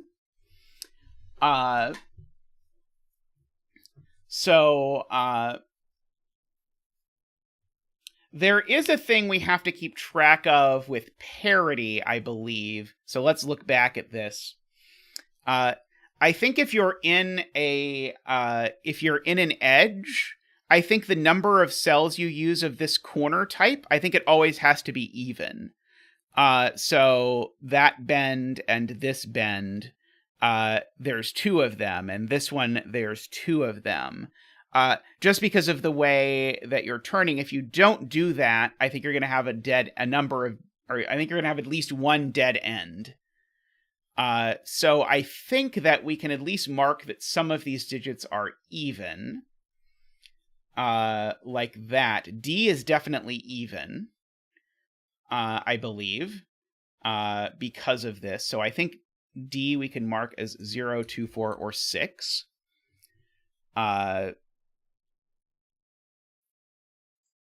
For whatever that's worth. Although D shows up as a Japanese sums clue, so D can't be 0. So D is 2, 4, or 6. 6 would be bonkers, but who knows? That's for this row. I don't get anything about this edge. F also has to be even. For the same reason. Does F show up yes, F is also a Japanese sums clue, so F is also 2, 4, or 6. And A shows up here. There's a thing about not using leading zeros, because A shows up, I see here. Does that tell me A is not 0? Let's see. I think A can be 0. No. It says just double-digit clues cannot begin with 0. So A is 2, 4, or 6. Okay. So A is 2, 4, or 6. So we have a 2, 4, 6 triple in letters. And A is the first digit of a clue. And if A is the first digit of a clue, given that the digits from 1 through 7 sum to 28, A can't be anything but 2. So I think A is 2, I believe we have deduced. I'm going to pause and see if chat agrees with me, but I think we have shown that A is 2 by our logic. So I think we get to do the 2 dance, but I'm unusually nervous, so I'm making Zach wait until someone agrees with me that we have correctly shown that A is 2. And then I will let Zach come out and dance. Okay, Jim at least seems to agree. So Zach will come out and do his famous 2 dance. Woohoo! And da da da da da, waha! Da da da da da, waha! Thank you very much, Zach. Much appreciated.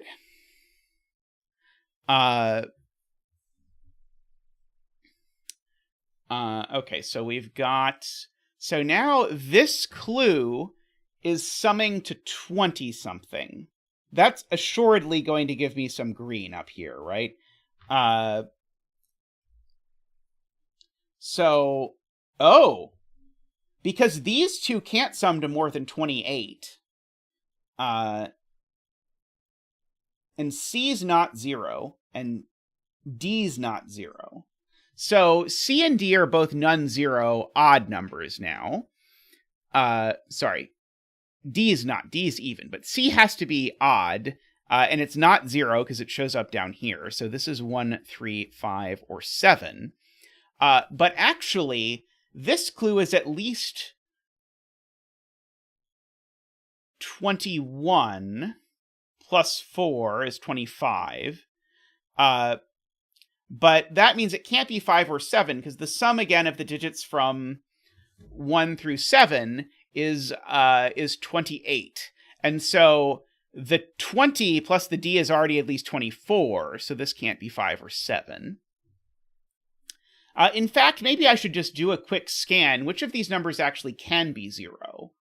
I think B is allowed to be 0. E can't be 0.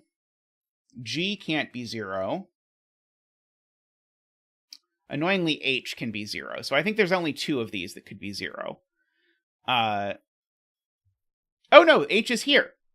H is here. So H is also not 0. So I do think actually B is the only thing that can be 0. So I think we can fill in that B is 0.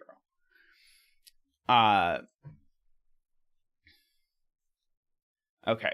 And these are from 1, 3, 5, 7.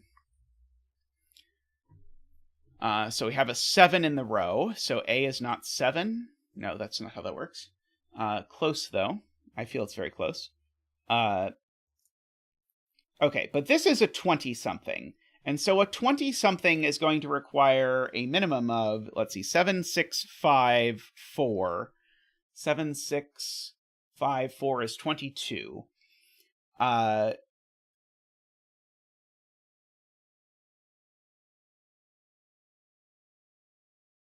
And so I need a minimum of 4 cells in order to get this.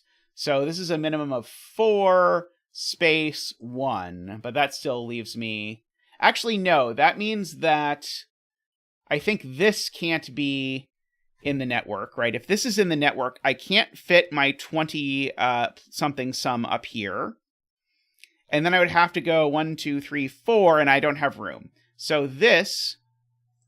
1, 2, 3, 4 down.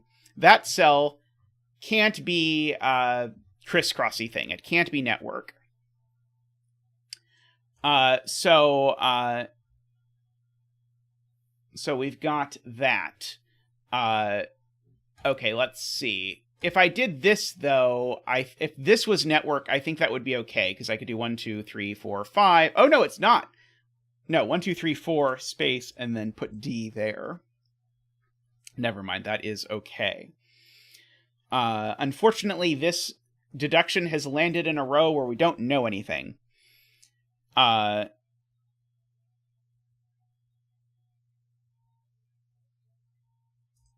it's true I can just write in 2 across the top of this. That is probably a smart thing for me to do. That's 2, that's 2, that's 2. So I probably should keep doing that when I actually learn something so that I can actually... this is 2 as well.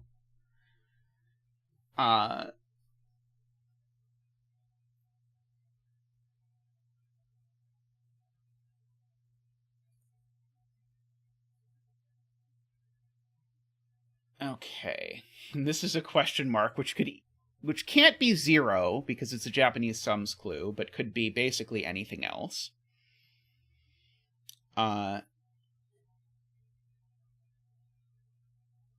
Okay, I have no clues about this column. I do have C straight roads in this. Okay, so do I run into a problem if C is 3, is the question. Because if C is 3, that means I have to use... No, it's fine. I can fit 3 straight roads in here, I believe.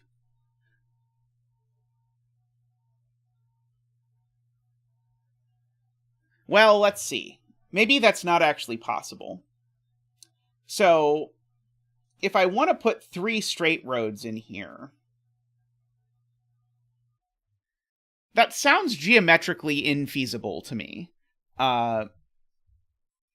But I am not sure. It's interesting to note, if this is digit, then this whole thing is excluded entirely from the network, because I can't get back into the network. So I kind of think this is not a digit, but I don't actually know.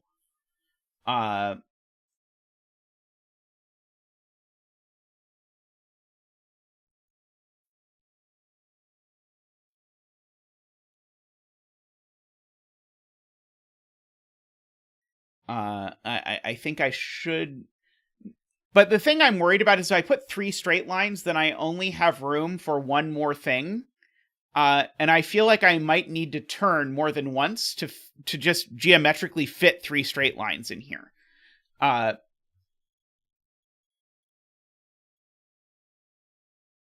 Yeah, how on earth am I fitting 3 straight lines without having 2 turns? Because they can't dead end into the numbers.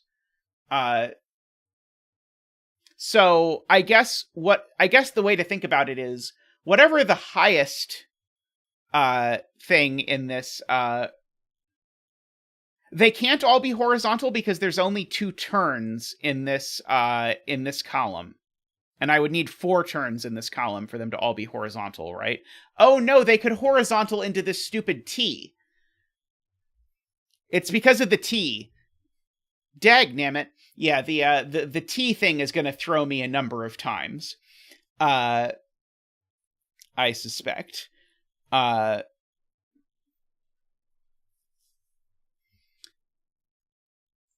okay. But my logic, I think, works when I note that D is at least 4. So if this cell is green, all of these are green, the network can't come to these, and I only have at most 5 cells that I can put track in, but I need at least 6. So therefore, this is not green. That is my conclusion. This actually has track in it. Let's see. How is the... Yeah, gray for track. Yes. This cell has track. I am confident in saying that this cell has track in it because of that argument, which now makes this cell green. That was very cool. I liked that.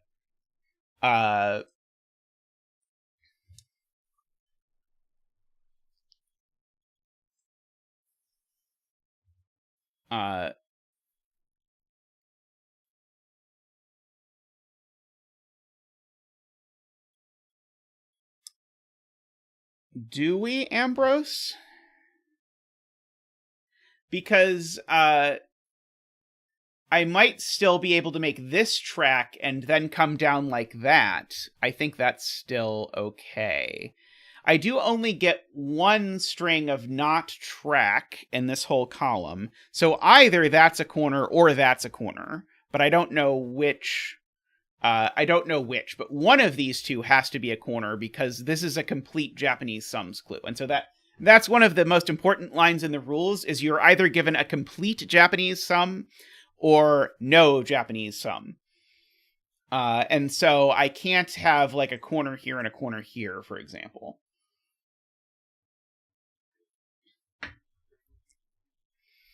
I think column 8 still has a good chunk of leeway. I think it's just a matter of that because this is at least 4, it's going to cause some amount of consternation if I don't keep that in mind. Let's see. I know I get 2 corners and B straight lines in this row. Oh, there's no straight lines in this row because B is 0. Is it interesting that there are no straight lines in this row? I mean, I presume it's interesting, but I have no earthly idea what to do with it. Let's see. F is 4 or 6.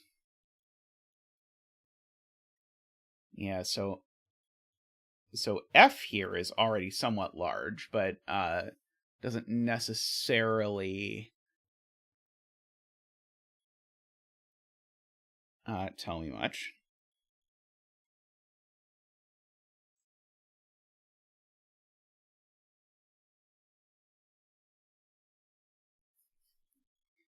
Okay, Jim wants me to think about the sum of the digits in this column.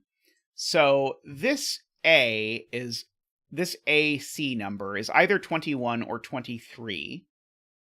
And I am adding 4 or 6, so I am getting to 25 or 27. And so I am missing either a single 1, or I am missing a 1 and a 2. I think those are the only options.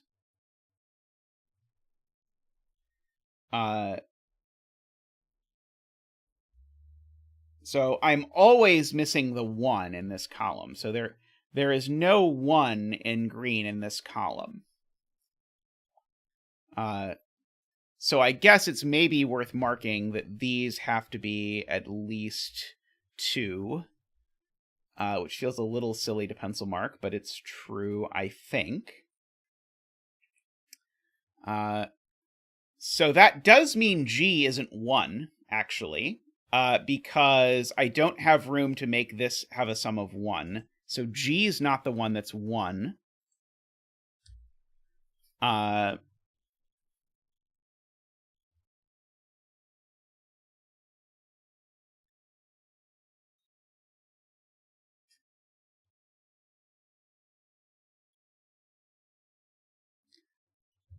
Let's see.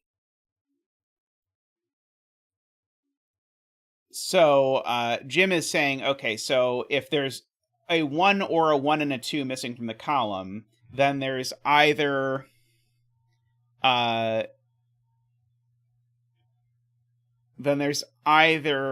one none digit or 2 none digits in the column, I believe. Oh, no, that's not at all true. Sorry. Because there's 2 more than there are digits. So there's either 3 or 4 none digits in the column. Okay,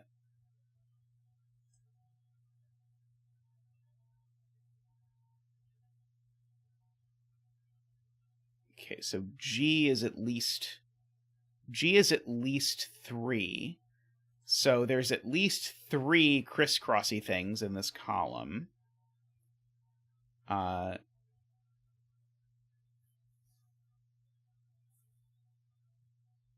This does not say we only have crossings in row 8, unfortunately. I don't know how many of either of these things there are in row 8.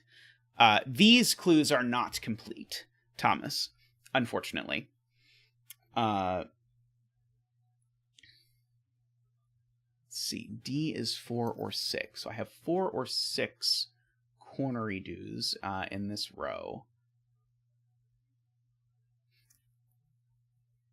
It's interesting to note, if D is 6, then I only get 1 digit in this whole row, because I would have 8 total cells spoken for. Which I don't think is I don't think is an immediate deal breaker, but it is certainly is restrictive.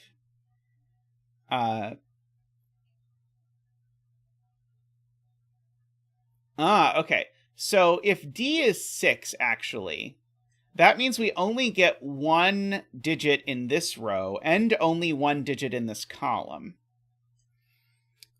And everything else would have to be track.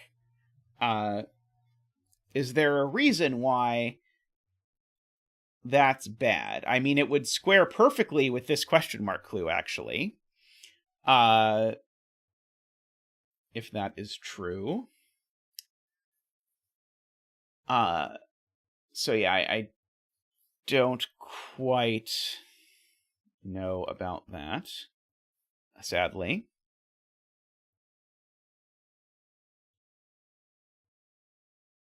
Yeah, I mean, there's nothing wrong with there being no digits in row 1 as far as I can tell. But if there are no digits in row 1, it does something crazy to this particular clue. Because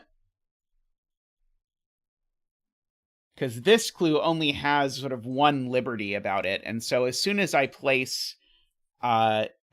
say this isn't a digit, I force the entire rest of the clue, which is interesting.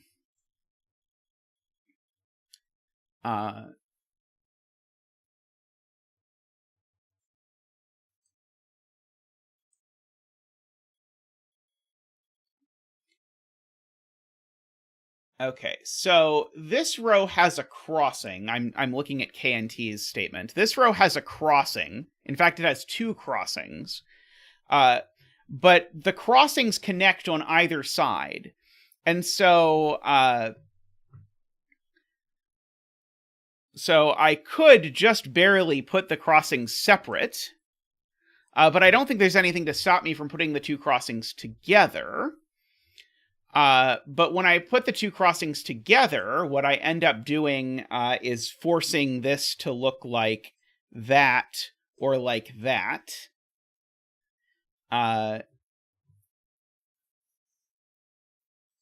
Which is interesting. Let's see. Are there any other places we know about crossings? Here we also know about crossings. Which is interesting.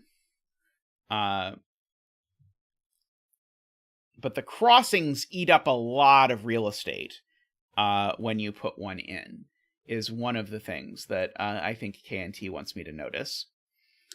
I would really like to decide if this is a number or not. Because if this is a number, I think then that's huge. Sorry, if this is not a number, I think that's huge.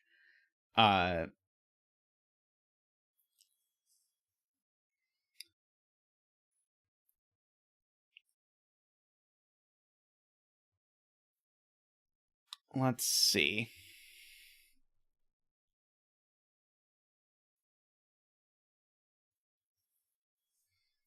Can you explain why that's true, Jim? Because I could just have numbers in column 9 next to them, right? A single question mark is a single digit value by definition, Jaleb.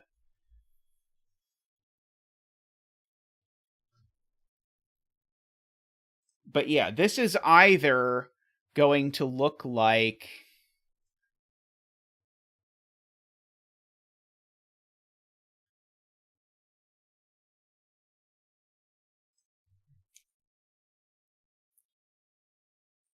I annoyingly can put a crossing here. I'm trying to decide between my two versions. So one of my versions is these are the digits in the row. And my other versions are these are the digits in the row. And my other version is these are the digits in the row. So I think the point is, if I look at all of those, so these could be the digits in the row, or these could be digits in the row. I think actually the remaining cells, the ones I have not highlighted, they cannot be digits in any universe because of the combination of clues. Let's see, it would be that and that, sorry, and that. I think we can actually say none of those are digits. And this piece actually, no, sorry, this is not a Trek piece. Sorry. Sadly, not a Trek piece. These are the Trek pieces, and they can still be anything they want so far.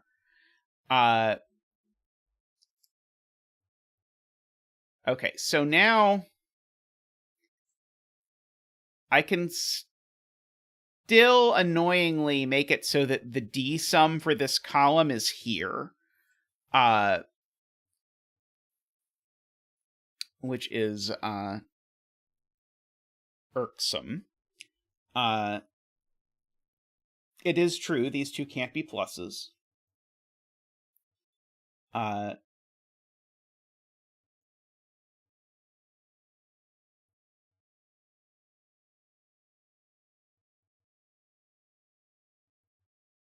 The horizontal line can be a vertical line, Liam. It's not counting this orientation, it's counting this shape.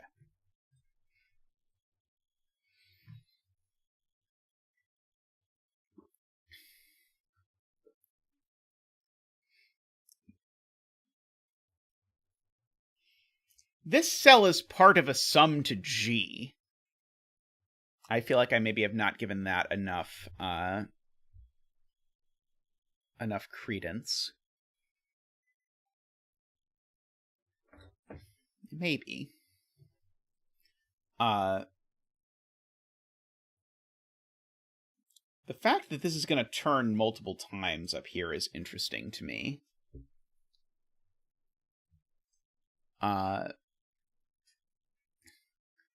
It's very annoying that all of my deductions landed in clues where I have, or landed in places where I have no information. And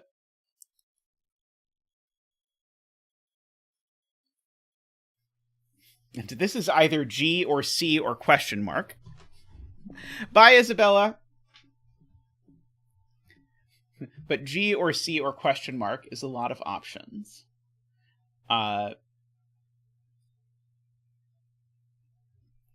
Okay, I know there's a double-digit sum down here, but a double-digit sum can still be done in 2. So that doesn't seem like it's immediately interesting.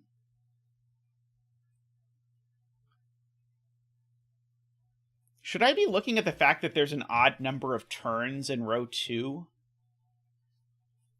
I feel like there's probably a global deduction about the number of turns in the grid, but I do not, I don't think my brain is going to immediately know what it is.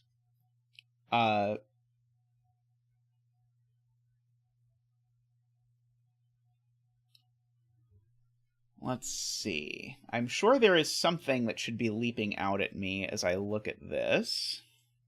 But I do not know what it is.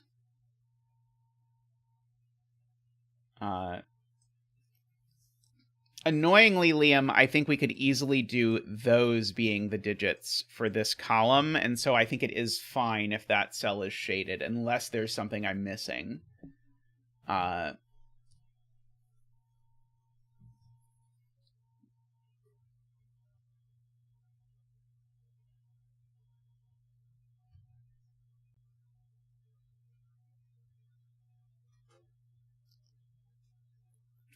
I'm looking now, I'm being quiet because I'm trying to visualize what it looks like for the C straight line pieces here, and I'm wondering, I think that would imply there had to be exactly one straight line piece, because this would have to be the straight line piece, but oh no, the straight line piece can run into a junction.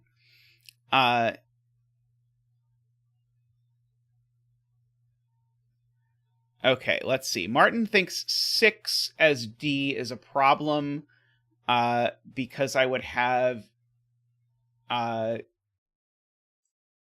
Martin says 8 open endings pointing from row 1 into row 2. Isn't it 6 open endings pointing in from row 1 into row 2? If I have 6 of these, because only one of the ends points into row 2. Oh, that's right. This one. Right. Because this also makes an ending that points into row 2. Oh, that's genius. Okay. So if I make 6 of these and 2 of these have to point into row 2. And these also have to point into row 2, because they can't point off the grid. And so that would mean I would have to put 8 track cells in this row. I could not have 2 Japanese sum cells. That's very cute. Okay, very nice spot, Martin. So in fact, D is not... wow, brain. D is not 6, D is 4. and F is 6. Now, can I use that F is 6 anywhere useful? Like the fact that there are F turns in this column, for example. There are 6 turns in this column. But I don't know anything about that, I don't think. At least not that I can see as of yet.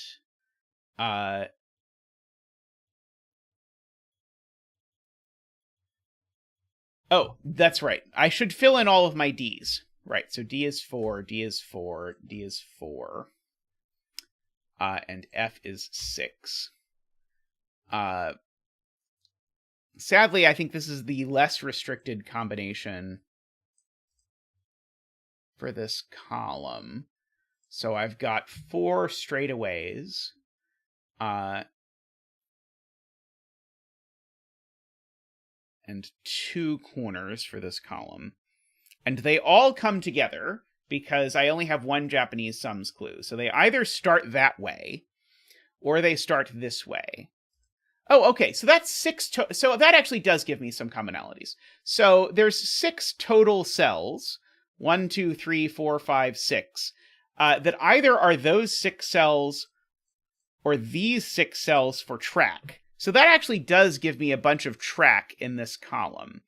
Namely, it gives me the 3 in the middle for track. And I know that... Wait, the thing I just said is broken. Please hold. How does that work? I now feel like the puzzle is broken. Oh, it's because one of these directions doesn't work. It's this direction that works. Right. Oh, there could be T's.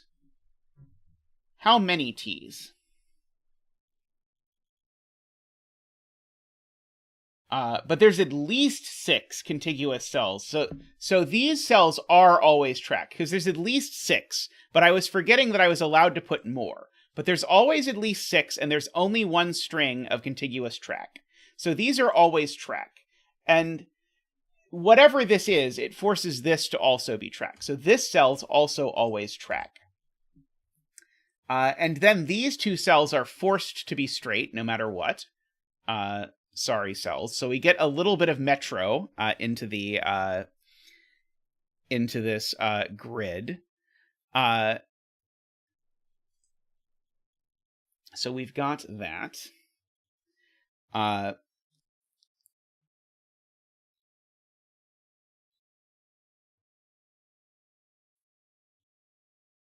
Okay, well, that didn't last very long, but it was technically something. Technically.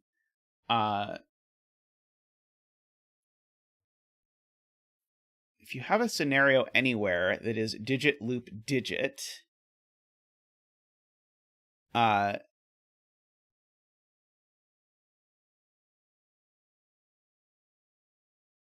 you mean a single loop piece? Anywhere where there's a single loop piece between 2 digits, that has to be a straight line, which is what we've just filled in here, basically. But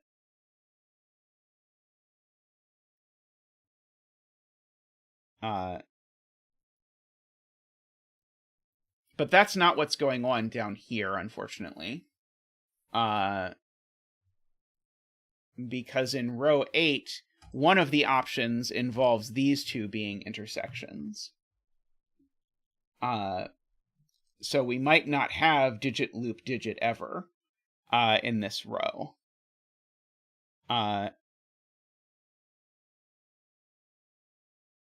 Oh, wow.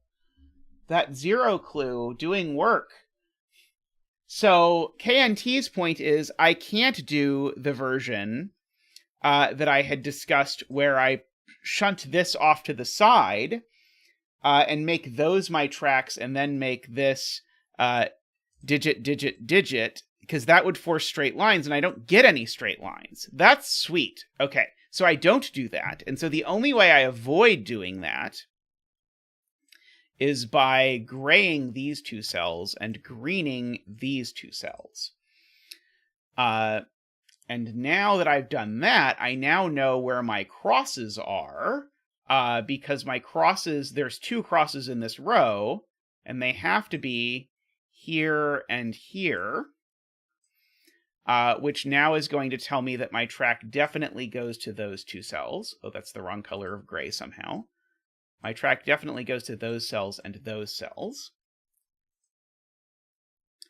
And this cell is a 1 or a 3 because its value is C.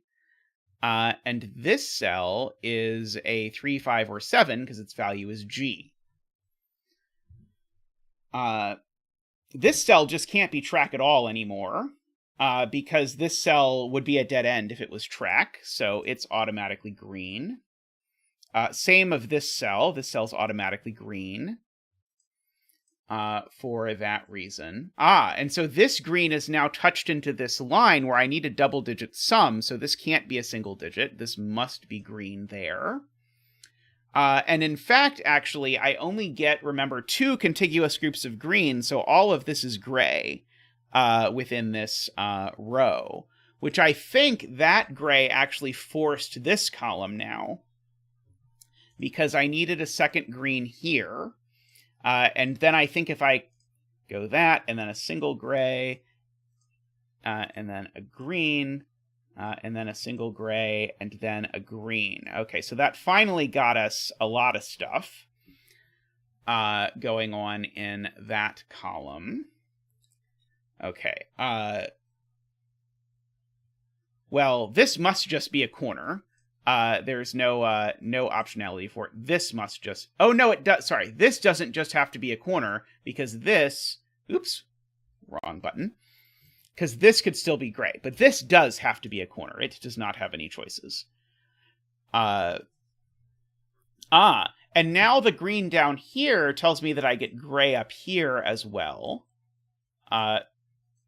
And so that's going to be big, because remember, I only get one string of green, so that's gray, and so that's a corner. So we get that in like that. Now, I know I only get one turn, so these definitely connect. I might, remember, still get pointy outy bits, but these definitely connect. So I don't actually know that these rails are done, but I know one of these two does that.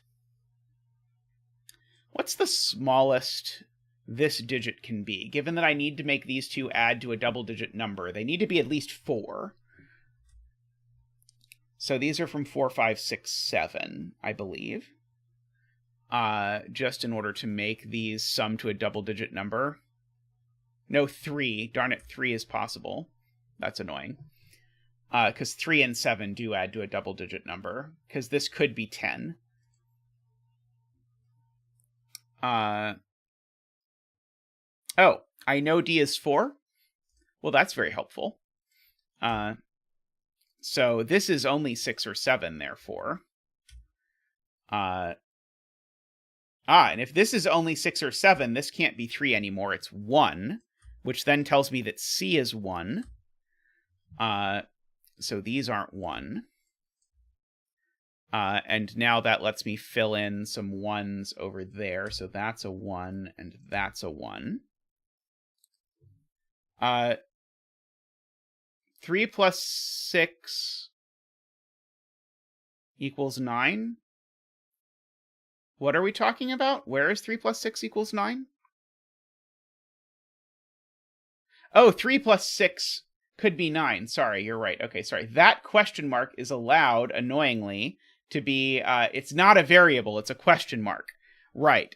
So, so this could be 3 plus 6, because I was thinking because it got more than 7, but question marks, unlike everything else in the puzzle, are allowed to be more than 7. Right, okay. Thank you for that catch.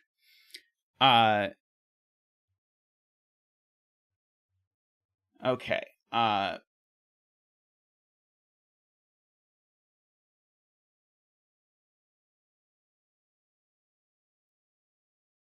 So There's only one string of green in row 3, and so there's gray over there. Oh no, I can't extend anything because of that, annoyingly. I thought I was going to get 2, but I cannot, sadly. Let's see.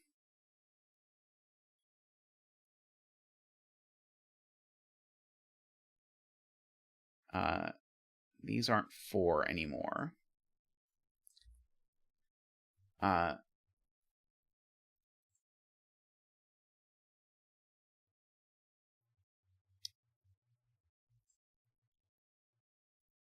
If this were 7, it would make G7.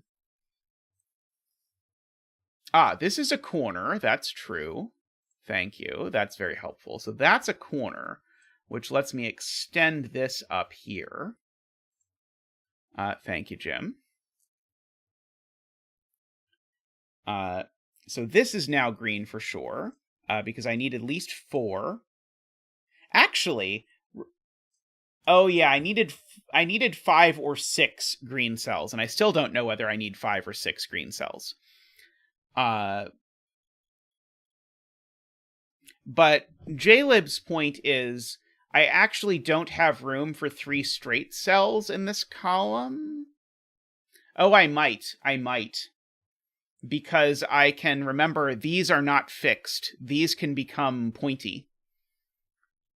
So this could be straight. I could have a straight one there, and I could have a straight one there. Would be fine, I think. Oh, actually, I think I might have made green 3 cells large. So which cells here could possibly contain straight track?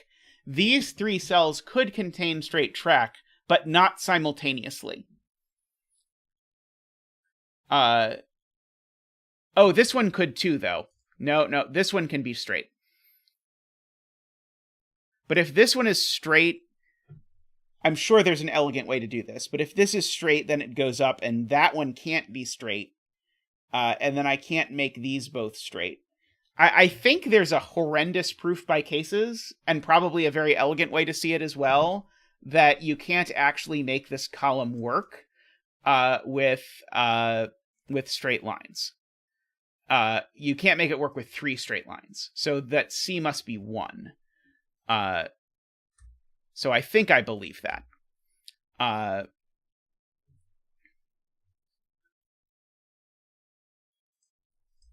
I make no claim that it has to be a horrendous proof by cases, but chat gave me a horrendous proof by cases that I was willing to take. In this instance. This is 1 now. Can this cell possibly be green? Yes, because it could be 1, 2. Going to that. Okay, this is a 1.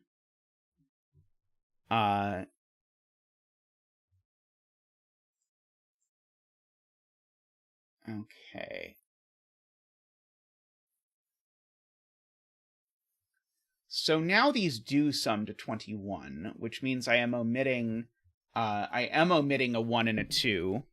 Oh, I'm omitting a 1 and a 2 or a 3.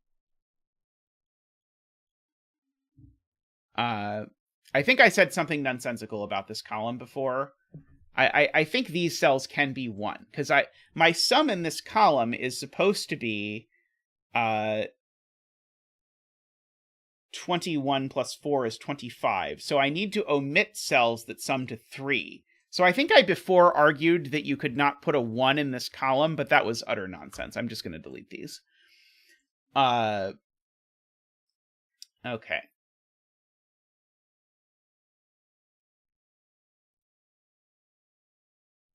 So, F is in column 5. It's there. So this digit's a 6. I agree with that assessment. Let's see. And I do need to get 4 corners. This is going to be pretty easy. I could do them there, for example.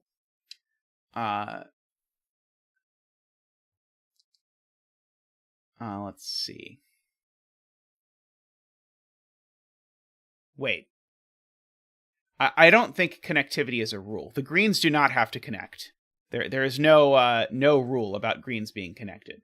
Oh. Sorry. You're just saying because there's only one Japanese sums clue. Okay, got it. Yes. I agree. These greens have to connect because there's only one Japanese sums clue. So yeah, so these need to work out like that.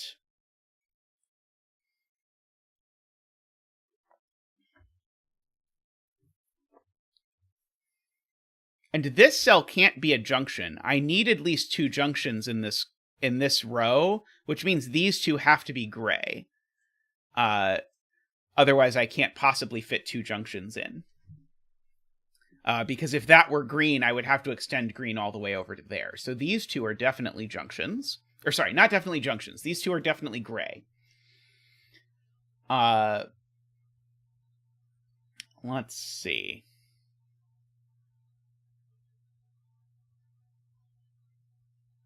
We do know there's horizontal lines through the tunnels in this column per Ambrose. I agree. So that makes these cells all be gray.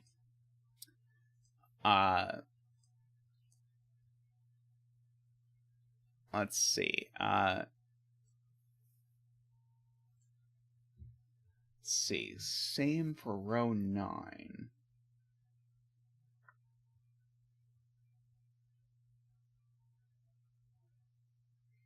What's the same for row 9? Let's see. I get G.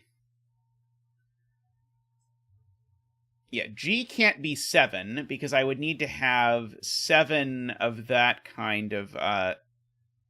Oh, maybe I can? Never mind. I'm not confident to say that. Yes, I can do that through that tunnel. That's true. I agree with that assessment.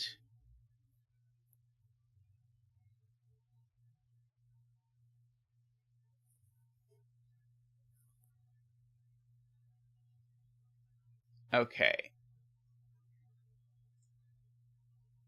If E was 7, this is Martin's point. If E was 7, I would need all but 2 cells to be turns. Well, that one's not a turn, and that one's not a turn. But also, there's a third cell that I know is not a turn because it's green, because it needs to separate these two.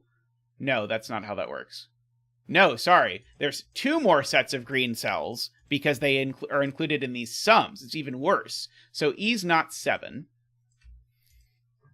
Actually, that even makes me think E being 5 is going to be very difficult. Because I can already name 4 cells that aren't turns in E, or in this row. The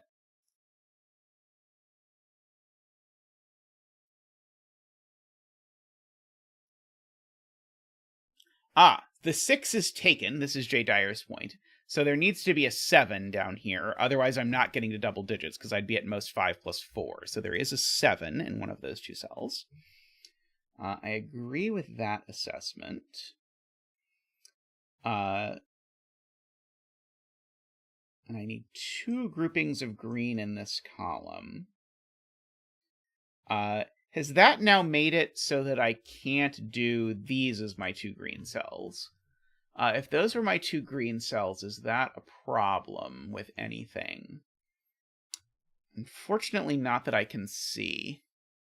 The double-digit number cannot start with 0. That is the very last line of the rules, is that double-digit clues may not begin with a 0. I think KNT just wanted to be nicer than Naverio, because Naverio did one of these puzzles where the double-digit numbers could start with 0. Let's see. There's 1 straight away. Isn't this the only cell in this column that can be a straightaway? Oh no, it could be a straightaway going that way. Never mind. I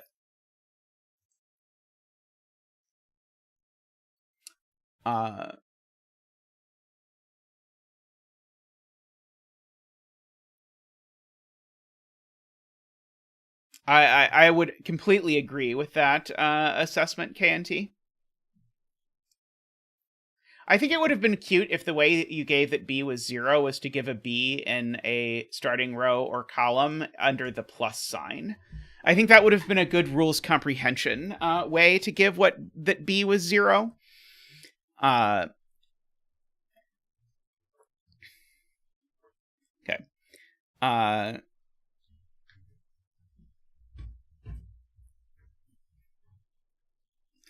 B was 0 because the Japanese sums clues couldn't be 0, and the only digit that doesn't appear in a Japanese sums clue in a position that tells you it can't be 0 was B.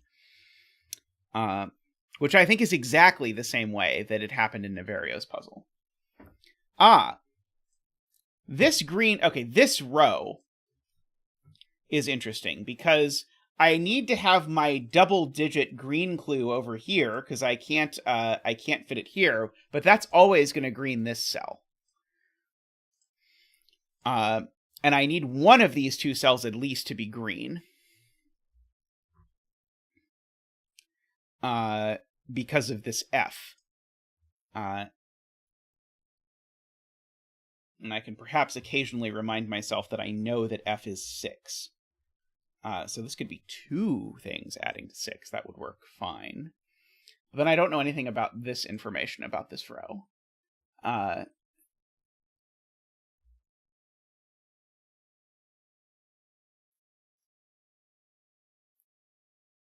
Let's see. Complex numbers are the imaginary numbers are the algebraic closure of the reals. It's a very easy question. Let's see. This has got to be double digit. That's got to be single digit. So these certainly can't connect. Because that would make this not single digit. So there is a gray in here. As far as I can tell, it could just be vertical, though.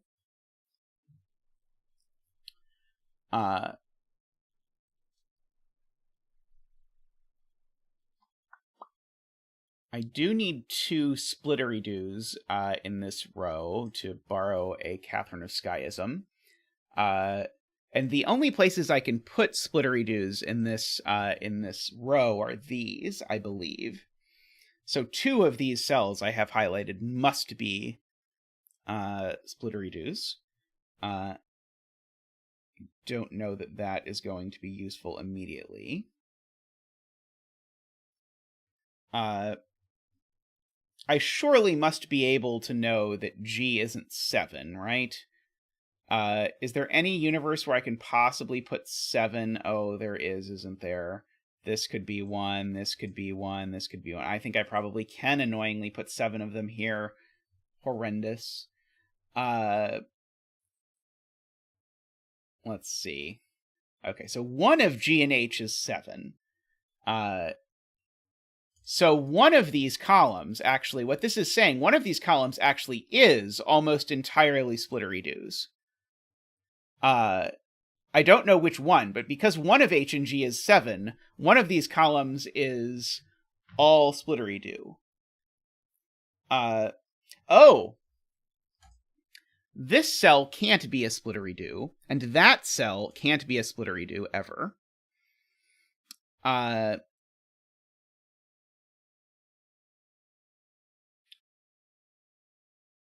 was hoping I could find one more cell or 2 more cells in one of these columns that I knew just outright could not be splittery-doos, but unfortunately, I don't think that I can.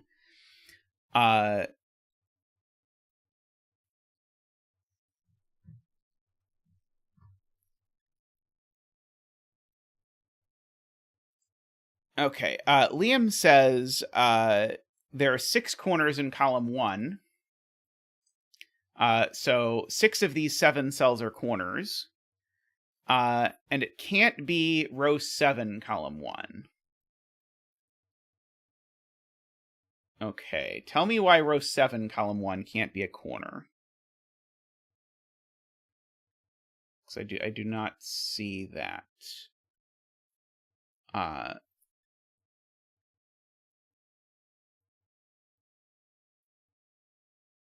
Changed it to row 6. Right! That can't be a corner. Because it would poke into this cell, and that cell's green. Gorgeous. Okay. So that means, actually, we know the entirety of this... that one has to do that, and that has to do that. That's the only way we're fitting 6 corners in column 1. Beautiful spot, Liam. Very well noted. So that gets us a whole bunch of gray. And now this is a double-digit clue, so that must be green.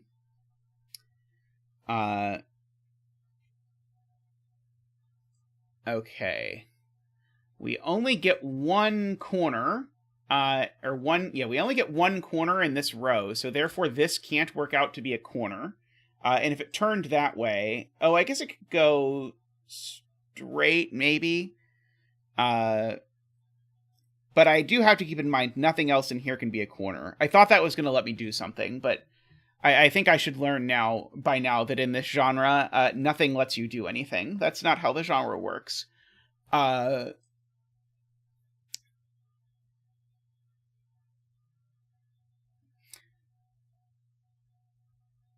Okay, it has to go straight. I guess that's one way to say it. If it doesn't go straight, it would have to go down. So I can at least make that connection. But that does do something. Okay. But now this one has to branch. So that actually did get us somewhere. Because now that one has to branch. And so we got there. Okay. If you complain enough about deductions not getting you something, then usually the fates conspire to make it so the deduction got you something. So it is a good strategy that I recommend employing if you are trying to do puzzles. Let's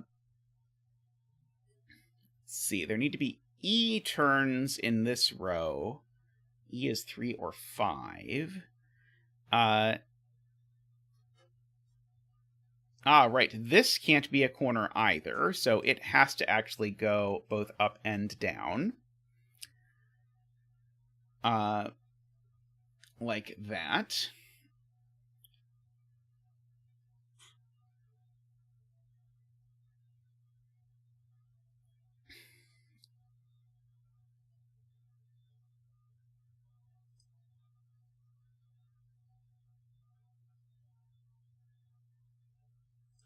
Okay. If this was gray, Jay Dyer points out, that would make this a corner, and we don't want it to be a corner. Sorry, this is green, because if it wasn't green, it would be a corner, and we don't want it to be a corner. I agree with that assessment.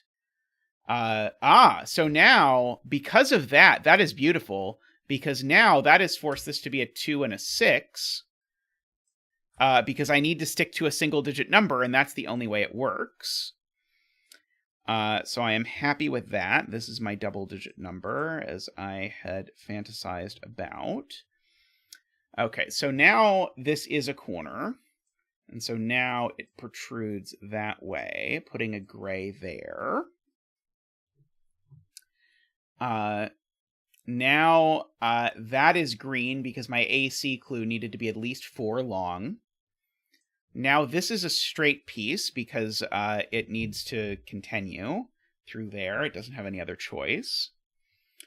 Jaleb notices this F clue. It needed to be completed. So that puts a 6 here because F is 6. I remembered this time somehow. I've not done great at remembering that, but I remembered it this time. This is a corner, because of that needs to go through there. I realize that was not the best articulation ever, but we'll make do.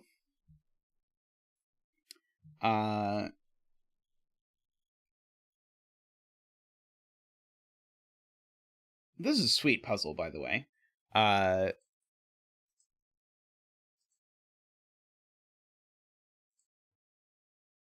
This has been the perfect in no deduction is hard, but you have to figure out what every piece of this ridiculous rule set means.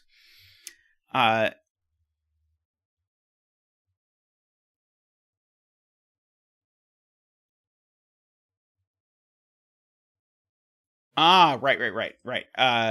J40 sees this piece is definitely straight, but there's only one straight piece in this column, so this one has to branch. So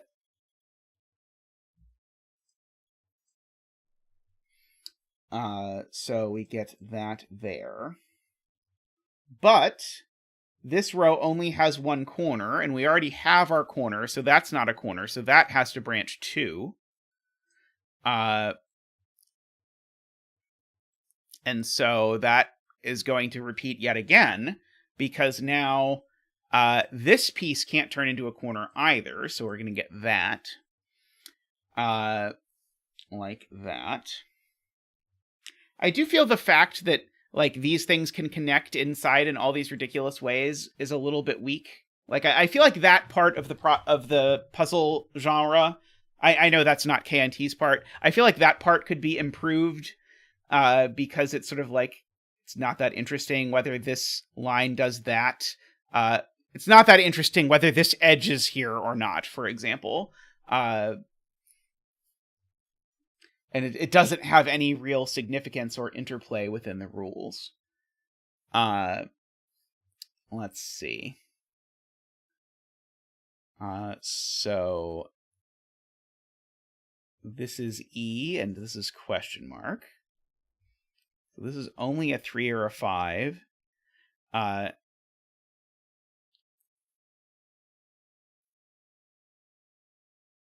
This does need to be... Okay, so I need to get to a double-digit total. I guess I could still technically do that in 2 in this row. That's unfortunate. I need E turns, so I've got 1 turn. This could never be a turn. This can never be a turn. This can never be a turn.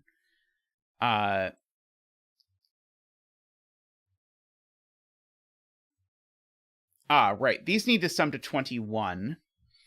So I need to omit digits that sum to 3, and I need to omit 2 digits. So these are 3, 5, 6, 7. If I did that right, that doesn't sound right. 11 plus 10. No, that is right. 11 plus 10 is 21. If row 2, column 2 is a turn, then I have created... Oh, no, that's right, because this could be the spike. Never mind. So yeah, that even could be a turn. You're right.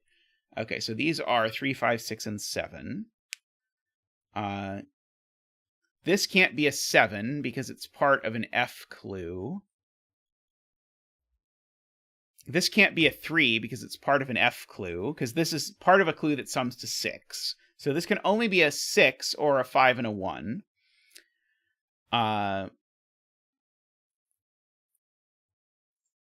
It's part of a G clue, but G could still be 7. The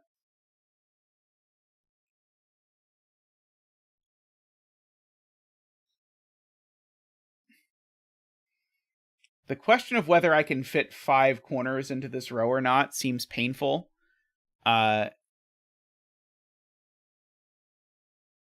Yes. Where is G in row 2 is very good. I need 2 green cells, so that cell's green. Excellent. Okay, and this cell is G, so this is 3, 5, or 7.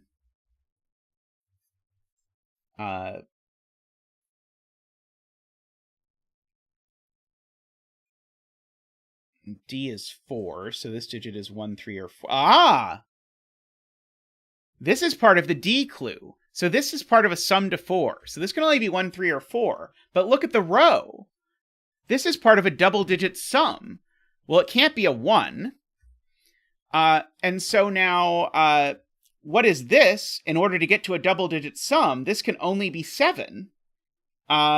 Because it can't be 6 anymore. So this is a 7. And this is 1 or nothing.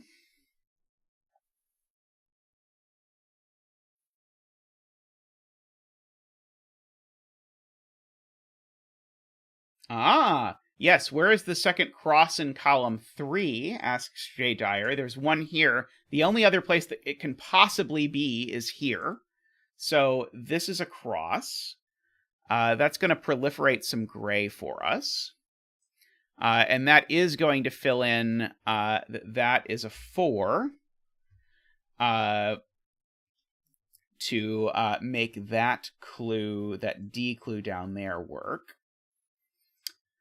Okay, now...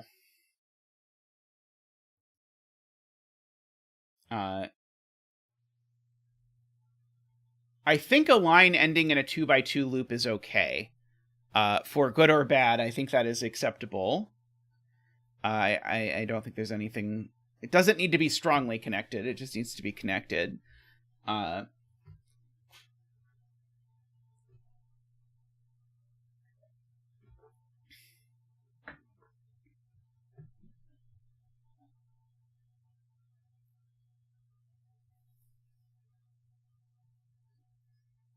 Okay, so this column needs 4 straight segments. It can have one here, one here, one here. It can't have one in either of these cells. It could have one here. But this cell... so the key point from Garion is this cell is breaking either this cell or this cell's ability to be a straight line. So these 5 could be straight lines, but Garion's point is at most one of these 2 can be a straight line because of this cell needing to connect. So therefore all of the others must be straight. And so in particular, that one stays straight, this one becomes straight, and that one stays straight. And if this one stays straight, this has to go down and become a corner like that. That was a very good spot to Garion.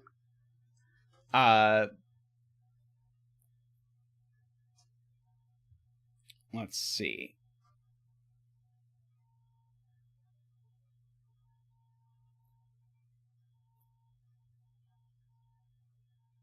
Yes, so this is definitely a corner. We don't know which way.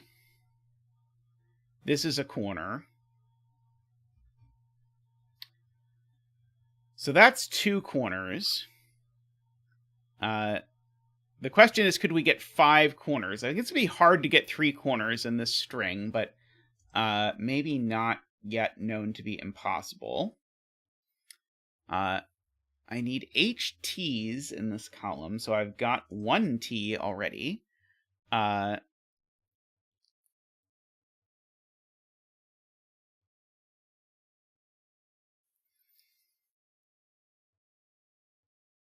This can only just still manage.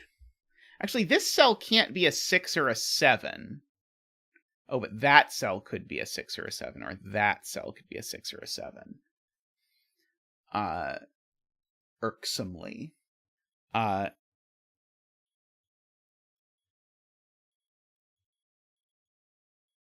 Okay, so the intended path per Ambrose is to say, in order for there to be 5 corners in this row, all 3 of these would have to be corners. And any one of them could easily be a corner. But these 2 both being corners simultaneously does not work. Because if this is a corner, it's that kind of corner, but if this is a corner, it's that kind of corner, but now it's just made that a T. So actually, E can't be 5, E is 3.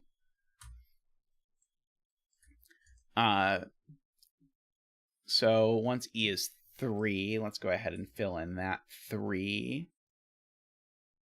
Oh, that was the only 3 we get to fill in. But I can gray this, apparently. Let's see.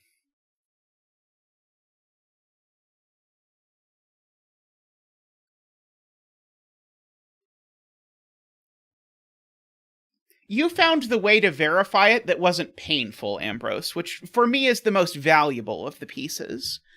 Row 3, column 5. is 3, right? Because this is E. Good eye from Nicholas. This E puts a 3 here now. So this is not a 3 by quote-unquote sudoku. This is a 7, not with a 3. So this is a 7 with a 4 or a 5.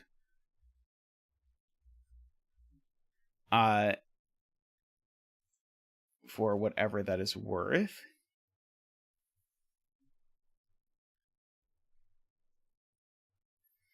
Row 1 needs 2 T's, 57 Thorns points out. And I think the only 2 cells that can be T's in row 1 are these 2. I believe that's right. So I think that one and that one become T's. And so this is going to have to connect through here, and that's a corner. This is a corner. So we can gray those and gray those. That was a good spot to 57 Thorns there. Oh, this is a corner, so it has to connect backwards like that. Let's see. Okay, so that probably did a little bit more. So G and F. Oh, so F is 6. I don't know when that became available. This is a 5 or a 7 only. These aren't 6.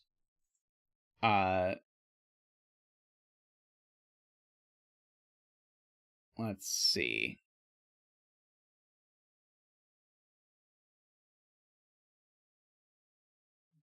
So we currently have 4 corners in row 2, but we can make either of these into a T.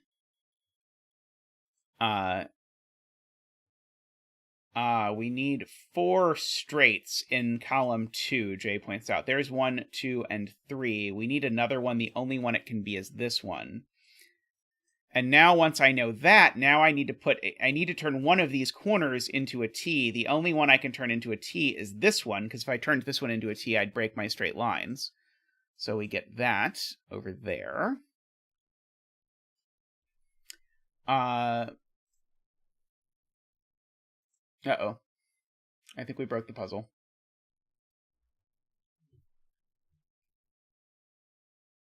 How far back do we have to go? Let's see if this is far enough.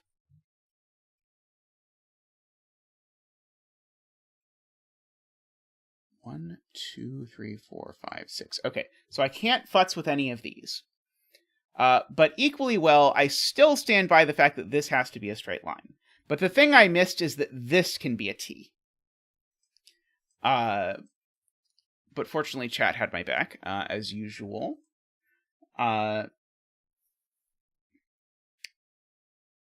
Okay.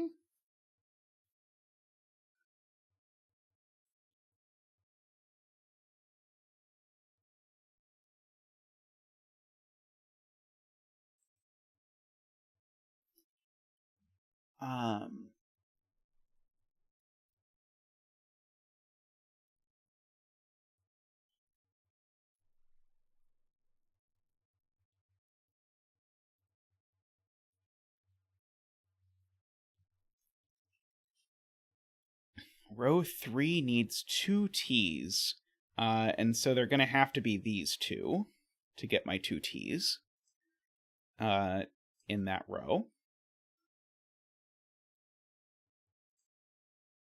So we get a T'ing there. Let's see. There needs... No, sorry, never mind. There are HTs. So 1, 2... Currently 3, 4, could be 5, 6, 7. Yeah, that could very well be my string of T's.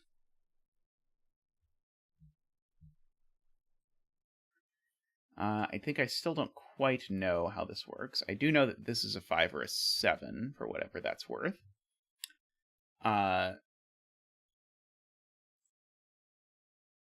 This I know is a single-digit number.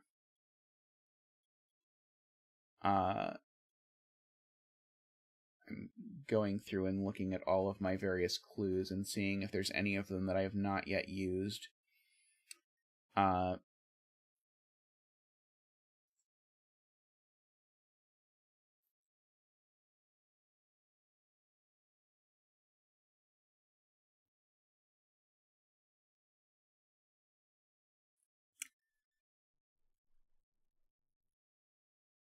Okay, so what cells in column 4 definitely cannot be T's? This could never be a T. And interestingly, this is Nicholas's point, at most one of these two cells is a T. And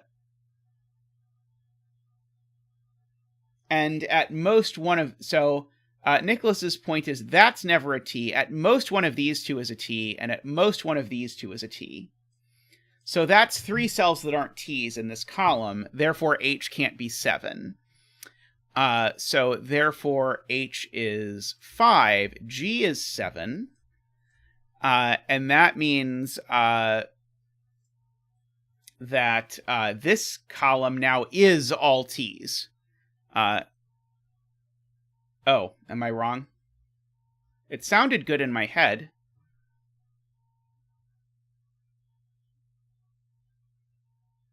How am I making both of these a T? Oh, this being... Oh, no, those could both be T's. Never mind. Never mind. I think you're right. I think it is okay. Sadly, I liked the argument, but what are you going to do?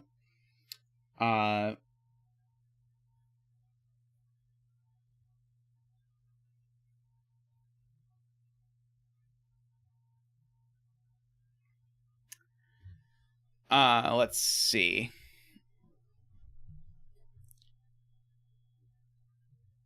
Row 5, column 6.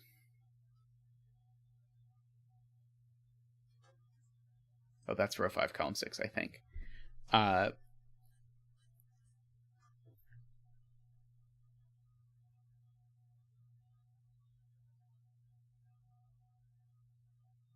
I'm trying to understand Ambrose's point about... So Ambrose's point starts with the fact that one of these two is gray.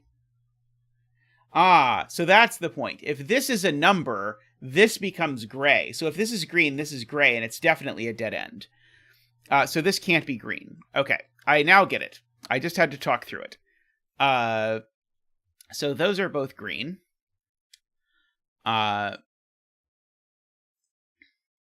So I think that now makes Nicholas's point work. Because now that's never a T, that's never a T, and this is never a T. And so now actually, even without Nicholas's point, sorry, Nicholas, we can now do the 5 and the 7 like that. So we still need 5 T's. That's 1, 2, 3, 4. This has got to be... Oh, one of these two is our 5th T, but I don't know which one yet. Here I need 7, so I need everything that is not that corner, and this green cell to be a T. So this must be a T. This must be a T. That's a T, that's a T. This must be a T, and that must be a T. Okay, so I think that is going to give us all of our T's. And so that line there has to connect. Like that. Okay, let's see. This is a G, so now this is a 7, for whatever that is worth. This is a G, so that's a 7 and a 5, so that's a 7. This is not a 7. This is a 4 or a 5. This is a 7, just because G is 7, so that's a 5 and a 3. And so now these two need to add to 10, in order that this be 15, because it's not going to be 25. And so if these two are adding to 10, they can't be 2, 8, or 1, 9. So these have to be 4 and 6. So they go in that order. And these two need to add to a digit that ends in 1. So they have to add to 21 or 11, but they can't add to 21. So they have to add to 11. They can't be 4, 7, though, so they have to be 5, 6. What did I do wrong? I didn't do my math correctly? Right. Okay, yes. These have to add to 10. These have to add to 7. So these are 1 and 6. Sorry, I did definitely do that wrong. These need to add to 11. They're not 4, 7, so they have to be 5, 6, which has to go in that order, which makes that a 4. And so now I just have to figure out what on earth happens with this. So I've got 1 T's, 2 T's, 3 T's, 4 T's.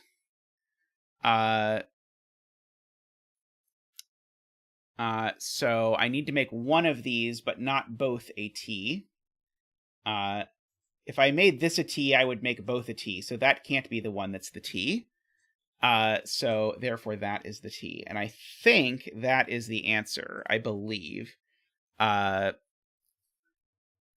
we've got 1, 2, 3, 4, 5.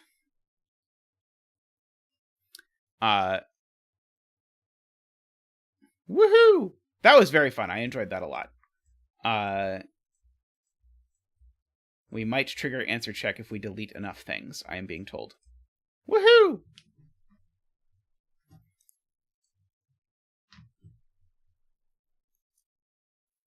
I feel like without the cryptogram thing, you could just make puzzles like this with the Japanese sums plus the weird railroad thing. I think that would probably be a cool genre. In this case, I'm not sure I believe the like there's a lot of cool stuff here.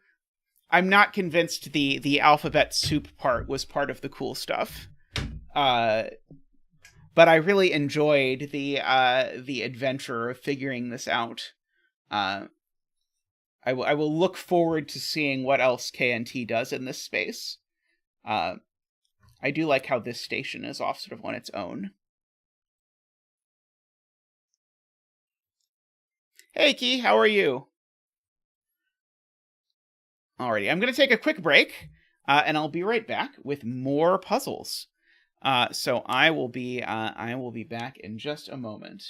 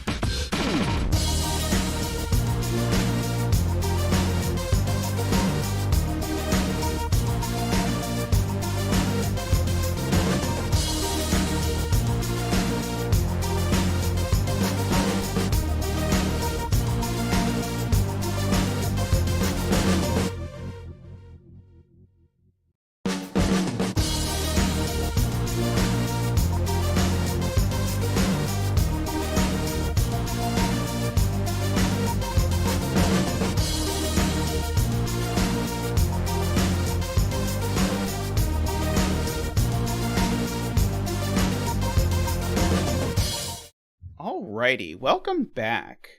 So we are going to do 6x6s for the rest of stream.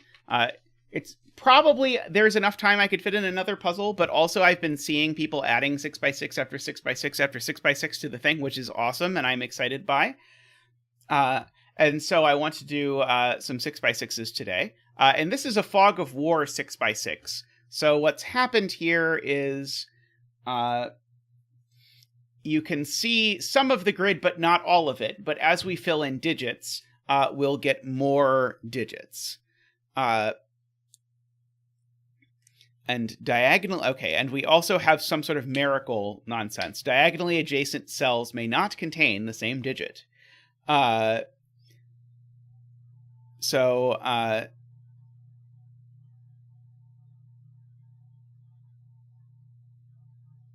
Okay, so all cages have a sum given at the top left. So is the point I'm supposed to figure out that this cage has to wrap around like that? Or something, some nonsense like that? I'm trying to figure out exactly what... Because the fact that the cage total is at the top left must mean the real clue is that this doesn't have one. Oh, no, that's certainly not going to work. Because this cage at least goes down here, just from what we know. So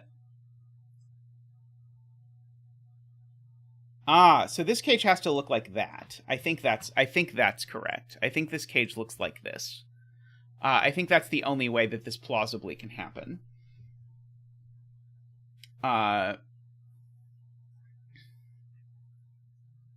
So my 15 cage, well, it certainly goes down at least this far, and it certainly has more cells in it.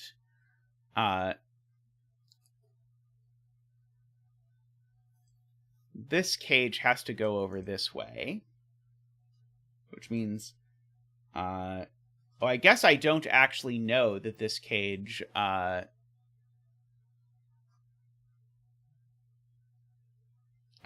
goes further. Maybe it is just a 2-cell cage. I know this cage is done. So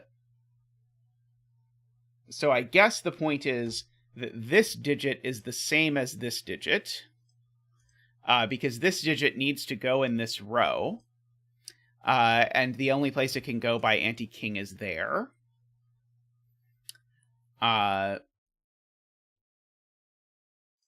This digit is going to have to go, therefore, there. So this digit is going there. I don't have a fantastic way. I guess I'll do light gray. Actually, I'm going to do lighter gray even than that. That yellow digit has to go there. I should be using X's and O's, shouldn't I? That digit has to go there. That digit has to go there.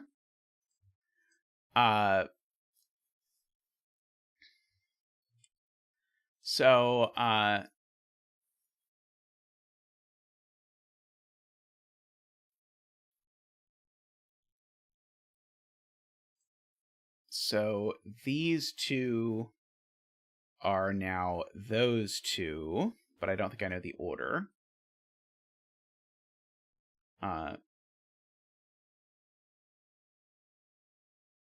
Right, and so the whole point is that this digit's a 1. That's very cool. This is a very nice use of Fog of War, because 1 now sees that cell. So 1 sees all of these just by the rules, and now 1 sees X, so therefore 1 goes there. Oops. I don't know why Sven is torturing me by going into alphabet mode lately, and then, of course, you try and get out of alphabet mode, and you're in alphabet mode, so you can't because your keyboard shortcuts don't work. So that's a 1. So one of these two is a 1. Hi, Pietato, how are you?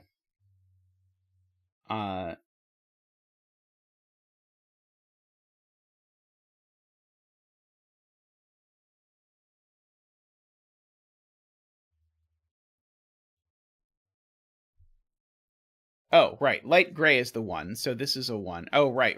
Sorry. What was I even doing? I don't even know. This is the 1. We already knew this is the 1. That had already been noted. Okay, so this 15 cage keeps going. So the 15 cage goes this far and stops and contains 1, 2, 3, 4, 5, because that's the only thing that could go in it. So now this cell. So if this 9 cage doesn't have a 6 in it, I have to put this cell here and this cell there, which is interesting. Oh, it's a good point that 1 is placed here. I probably should have noticed that. And so 1 is placed here. And so 1 is placed here. Let's see.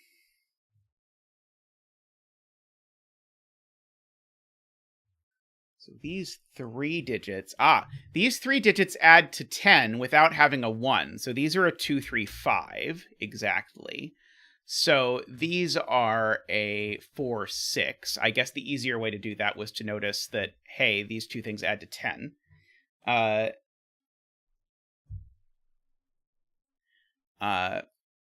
So as soon as we know what this total is, it's going to help a lot.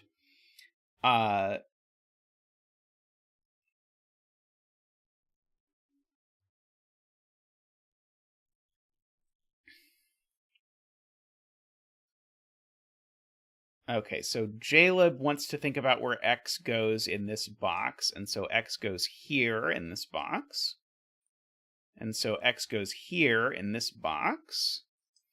And so X in this box, I guess, has 2 places. And X in this box also has 2 places.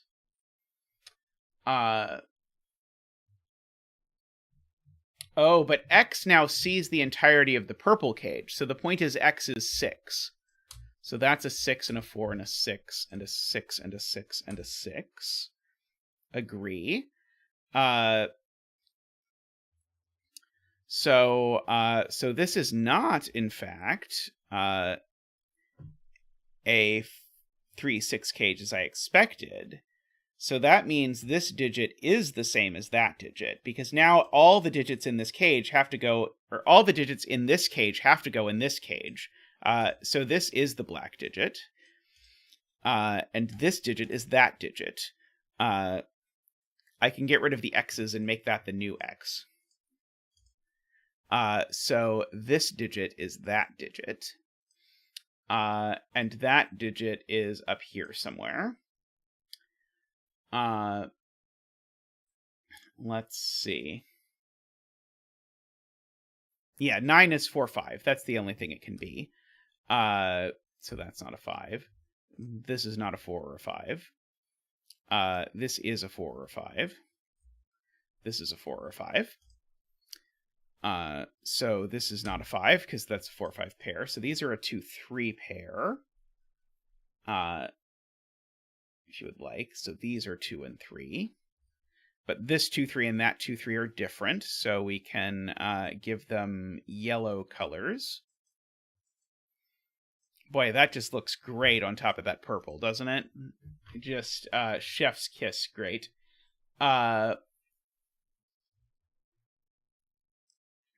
Okay.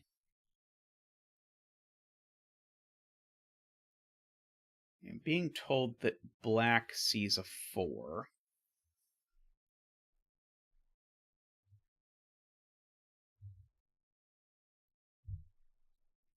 Oh.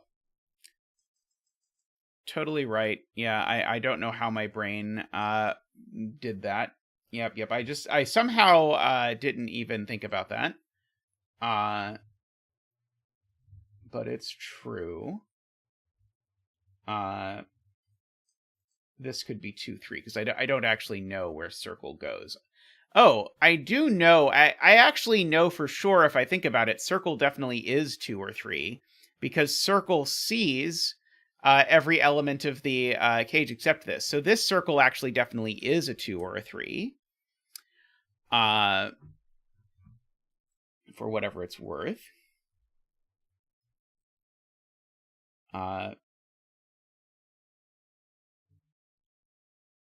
These two need to add to 5 without being 1, 4. So these are 2, 3. And so these are 4, 5. And so my excess 4, 5, that 4, 5, it needs to go there, because this 4, 5 is not the black 4. Oh, no, this is the X 4, 5. This is the X 4, 5. Never mind. Sorry, I was going to say something nonsensical. Because this is already a 4, 5.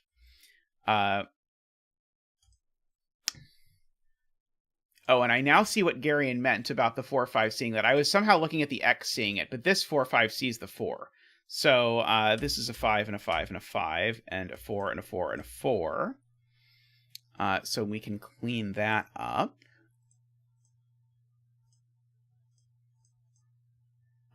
So that is a 5, getting us a little closer to clearing out all of our fog.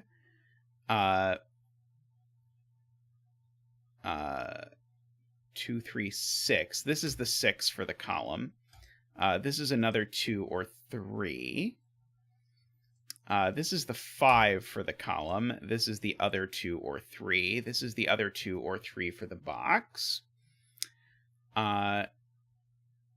This is the 4 for this box. This is the other 2 or 3. So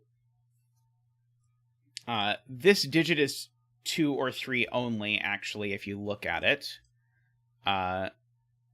So this digit is a 4. And so now we get to place that is a 5 with our 2, 3 pair. And that is a 3 and a 2 and a 3 and a 2 and a 3 and a 2 and a 3 and a 2 and a 3 and a 2 and a 2 and a 3. That was a very neat use of Fog of War. I have not done any of the Fog of War puzzles before, but that was a very clever use of it.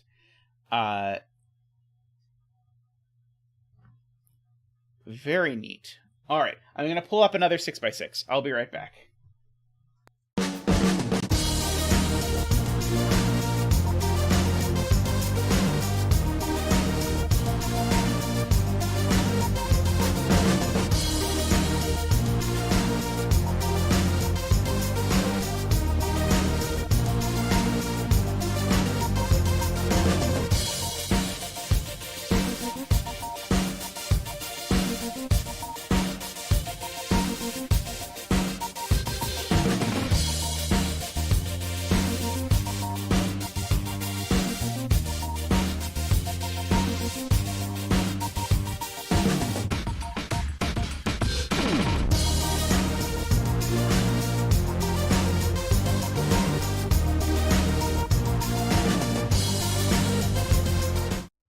Okay, next up we have one by Wisteria Fall. I have normal Sudoku rules. Purple lines are Renbon, so these need to be a string of digits. And these are between lines, so I have to make sure these digits stay between the digits in the circle. So in this row, where do 1 and 6 go? Only here. Because I can't put 1 or 6 in a between line because I can't bound them. So now in this box, where do 1 and 6 go? And the answer is only here. So that's a 1-6 pair. There's a 2 on this line. So one of these two things is a 1. I don't think I know which yet. Let's see. What else can we do? So one of these two is a 1. What am I meant to do with the fact that one of these two is a 1? I'm not sure, honestly.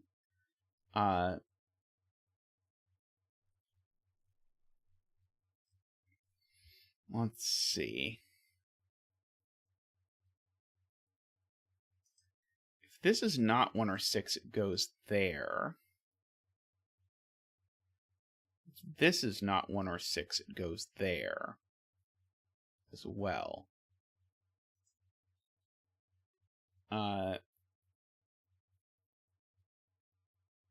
Yes, it certainly means this digit is not a 1.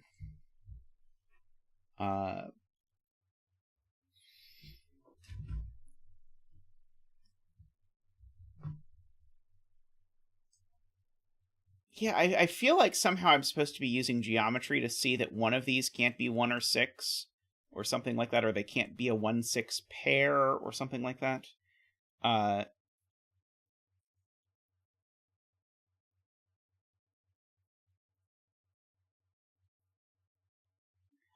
Yes, okay, that's an excellent point from Screaming Ice Cube. Where do 1 and 6 go in this column? And the answer is neither of them can go on a between line. I can only put at most one of them on the Renbon, so there's a 1 or a 6 up here, and there's always a 1 or a 6 on this Renbon. That is a great spot. And so this is either 1, 2, 3, or 6, 5, 4.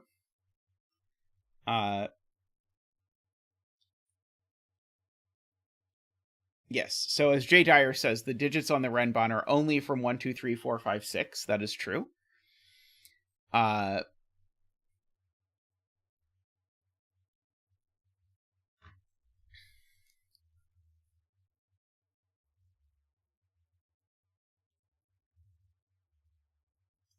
So these can't be 1 and 6, I guess, is one of the points.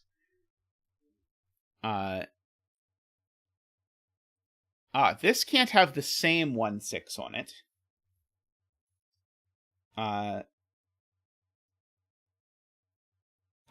This can't have a 1, 6 on it at all. Okay, so if this had the same 1, 6, these would be the same 3 digits. So let's imagine now that they have their different sets. Well, if they have different 1, 6s on them, then this is a set of all 6 digits. Well, that means these two cells see the same 5 digits, and you can't have two cells that see 5 digits. So that's not going to work.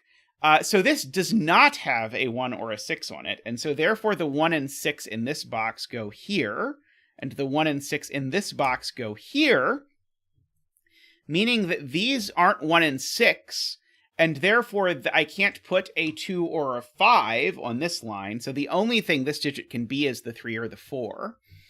And I now need to make sure I put a 2 or a 2 or a 5 in one of these circles.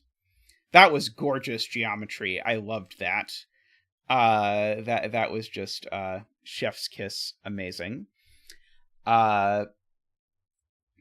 So both 3 and 4, in fact, show up on this Renbon, because if they didn't, then that would be a problem. So one of these is a 3, 4, and one of them is a 2, 5.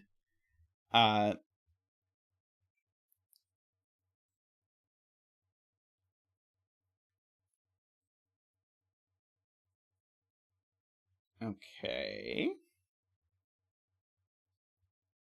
The other 2, 5 is down here, I suppose.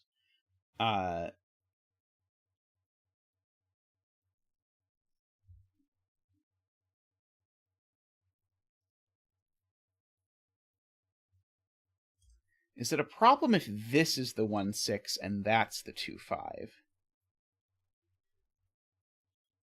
Yes. Yes, it is. So if this is the 1, 6 and this is the 2, 5 and this is the 3, 4, that's a problem because the bounding thing on this needs to be that 2, 5.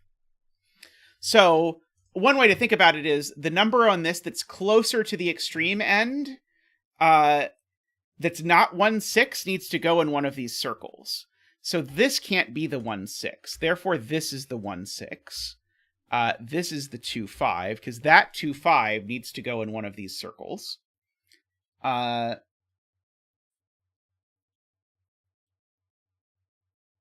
Yes, I think I just, I think Isabella said the same thing, maybe more elegantly.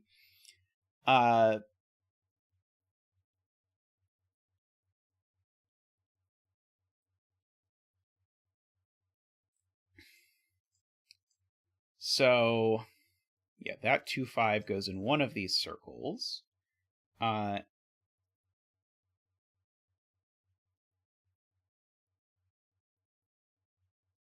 Yeah, this digit doesn't go on this Renbon at all, because this digit's in one of these circles, so it's locked off of this Renbon.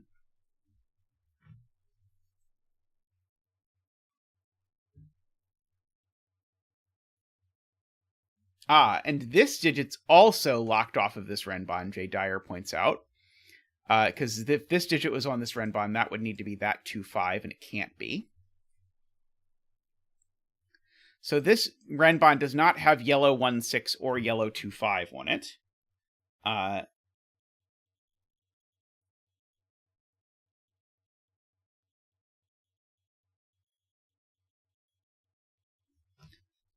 So this yellow 1-6, it can't go up here. And so it goes up here, which means it's not that one, it's that one. Further points for Jay Dyer. Agree with that as well. So this 1-6 tells me that's not a 1 or a 6, because now that and that are different 1-6s. So therefore, this cell is a 1. So I'll write a 0 in it. This cell is a 1 now, because remember there's a 2 on this between line, so it needs to have a 1 on it somewhere. The only place it can have it now is there, because this cell sees a 1-6 pair. So those aren't 1. That's not 1.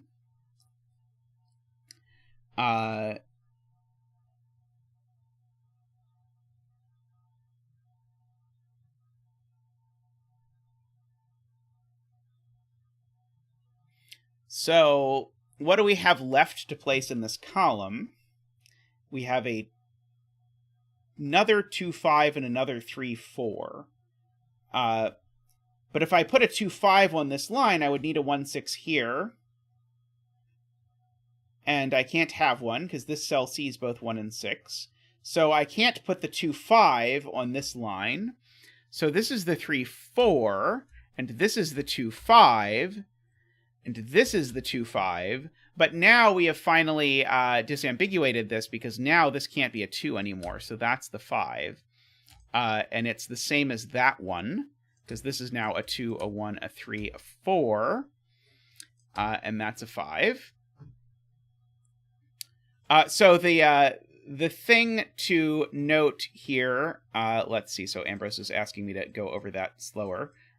So the digits left in this column are the non-yellow 2-5 and the non-yellow 3-4. If I try and put the non-yellow 2-5 here, I would need to bound it by something that could not be a 1 or a 6, but now nothing can bound it. So that means that the 2-5 in the column goes there. And so that that sorts out all of that, although that seems to have confused Sven somehow.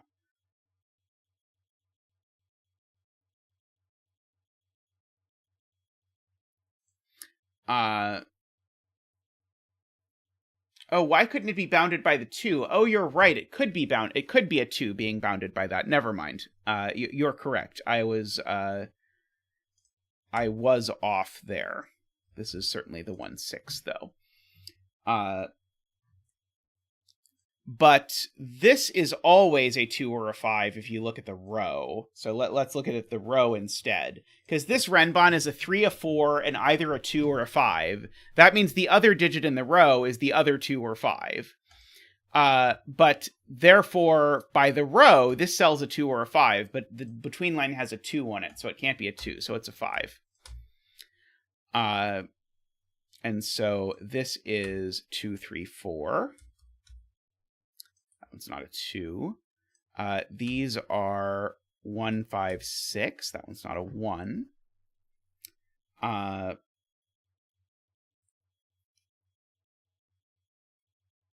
one of these was a 2, 5, and it's not a 5 anymore, so it's a 2.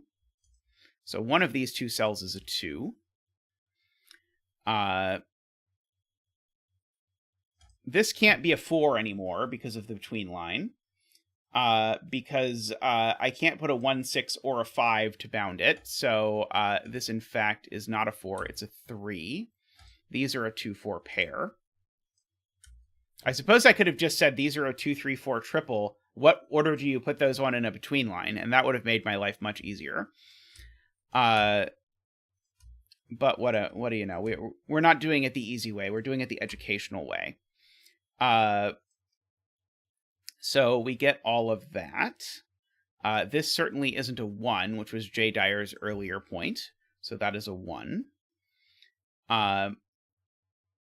Let's see. So there's a 5 on this line as Mario's point. So this is a 4, 5. And so that's a 2 and a 4 and a 2. These digits don't include a 5, so that's the 5. So therefore that's the 4. It's a 3. These digits are a 1 and a 3. These digits are a 3, 4. These digits are a 5, 6. Gives me a 5, 6 pair in the column, interestingly enough. One of these is a 1. That's not very interesting. Let's see. So this digit is a 4, 5, or 6. Maybe I should just be pencil marking more aggressively. Oh, right. That does just jump out at you. This can't be a 5, 6 because it would break that cell. So this has to be a 4. Because if this were 5, 6, it would be a different pair of 5s and 6s, and that would just immediately break. So that's a 4 and a 5 and a 5 and a 4 and a 6. And a 3 and a 4 and a 6 and a 5 and a 2 and a 3 and a 4. And that's a 5. Let's see. These are a 1 and a 2. These are a 3 and a 6. And that is a 3 and a 1. Nice. I agree also, you could have just said there's definitely a 5 on this Renbon if the digits on it are from 4, 5, 6. And if there's definitely a 5 on this Renbon, this digit couldn't be a 5. I agree that's probably a more conventional way to resolve that digit. Alrighty. Let me pull up the next one. We've got time for at least one more 6x6. Be right back.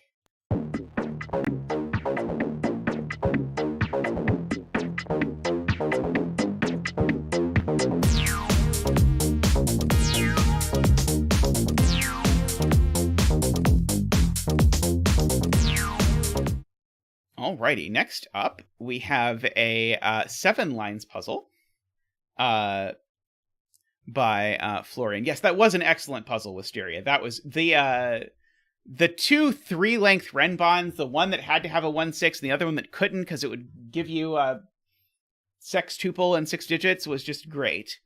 All right, so normal 7 lines rules mean that I have to break each of these lines down into strings of digits that sum to 7. And the black dots need to have a ratio of 2 to 1. Okay, so the first thing I notice is that this has to be 1 summed to 7, so it has to be 1, 2, 4. No, Sven, why? Why? So these are 3, 5, 6 is the point. So interestingly, one of these has to be a 3-cell sum to 7, and it can't be this one. Because if this were the 3-cell sum to 7, it would be 1, 2, 4 and clash. So actually, this is a 3-cell sum, and this is a 2-cell sum to 7. We can just make that all red and go on. So this certainly can't be a 6, therefore. Oh, I did it exactly the backwards way. You're right. I said the right thing out loud and then did the opposite, as I am wont to do. Okay, so this is the 2-cell version. So this is a 1, 2, 1, 2, or 4. By the way, if you would take a moment to like the stream, I would appreciate that. If you have not yet done so, it really does help. Also, if you would like access to your very own Zeta Stop emojis, you can get the Zeta Stop emoji by becoming a supporter. So if you click the join button, you get the Zeta Stop emoji and you get the various Zach-related emojis. You get access to the Zetamath exclusive Discord. You learn that this digit is a 3, and many other privileges that I won't spoil. So these two need to add to 4, so these are a 1 and a 3. So that is not a 1, and that is not a 1. Alrighty. So these are from 1 to 4. So I know this is not an uninterrupted sum to 7. Oh, I'm sorry, Isabella. That sucks. This can't be 6 plus 2.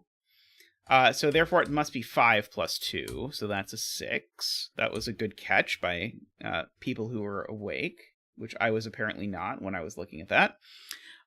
So that's interesting because it places a 4 in this row. So I've now got a 4 looking at this dot. So this is either going to be 1, 2, or it is going to be 3, 6. So those are the only options for this black dot. But that means that these digits both appear here. And so this digit can only be a 2 or a 6. And interestingly, this digit can't be a 6, because if this digit were a 6, its 7 sum would be 6 and 1, and neither of these can be a 1. So therefore, that's a 2. And that's a 4. That all felt very strange to me, but I'm here for it. So this digit is a 1, a 2, or a 4, just based on this. These are a 5 and a 6 in some order. This can't be a 6 because it would need to go with a 1 there, and there's already a 1-2 pair, so this is a 5, and that's my sum. That's a 6.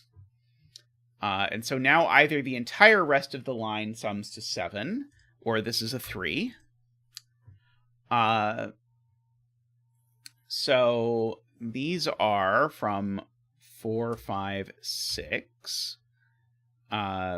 Let's see. Okay, so one of these things actually is a 6, which is quite intimidating.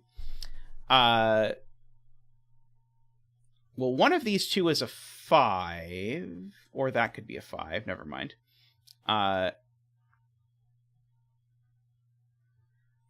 Let's see. Let me fill in these digits, because that's probably a good idea. 1, 2. These are 3 and 4. So, so if this is a 4, I would need these to be a 1-2 pair. Oh, 3, 6. 3, 6. Good. 3, 6. So these are 4, 5. Okay. So if this is a 6, that's a 1. Which doesn't work. Because if this was a 6 and a 1, then this would be a 2, a 1, and a 2. Oh, maybe that is okay. Never mind.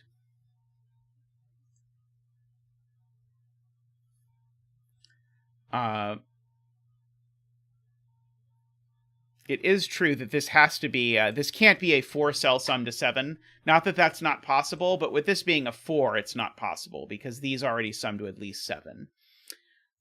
So let us greenify that and yellowify that. So therefore, this isn't a 4. And therefore, this is a 4 or a 1. Those are the only options.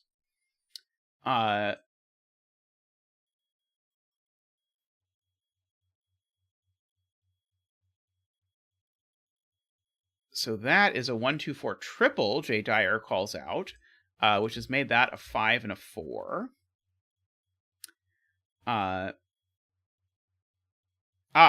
This digit can't be a 3, because if this is a 3, I can't put 3 in row 2. So this digit is a 6 and a 3. And that's the 6. So that's a 6. So that's a 5 and a 2 and a 4 and a 1 and a 2 and a 4 and a 1 and a 2. These two now need to sum to 7, if you just look at what we've put on here. And so they can't be 1, 6, or 3, 4. So these have to be 2, 5. Uh-oh, I did something bad.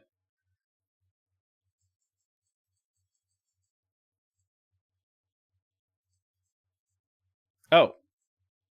I see the thing I did that was bad now. Why did I think the 6 had to go here? Somehow I thought I already knew that this wasn't a 6. But I did not already know that this wasn't a 6. And so, in fact, actually, if I look at these two cells, is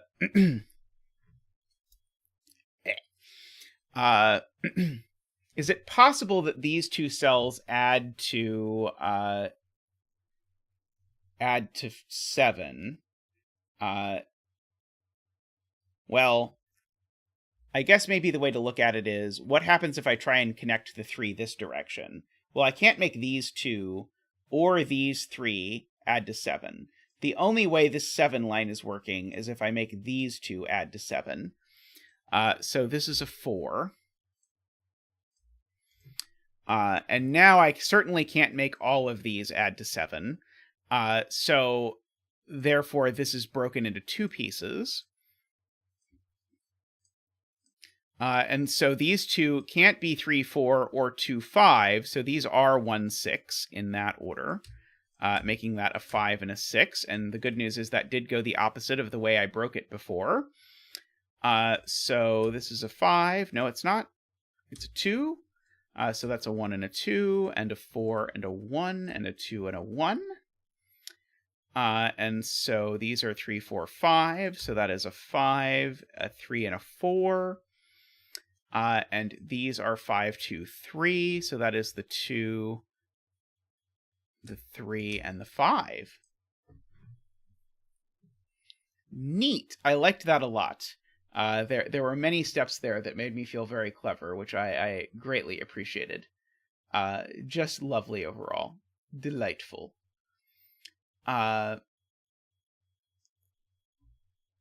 I feel like the step up here I did in the somewhat convoluted way. I could have just asked where 3 went in row 2, and that would have been the easier way to say that 3 in row 2 had to be in this box.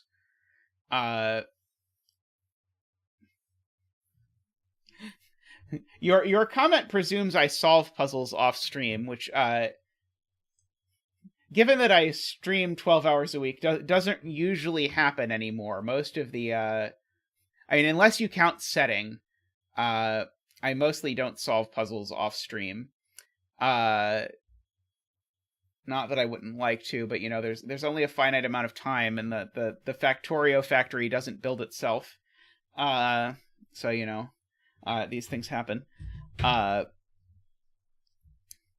Alrighty, let me take just a second and pull up another one. I'll be right back.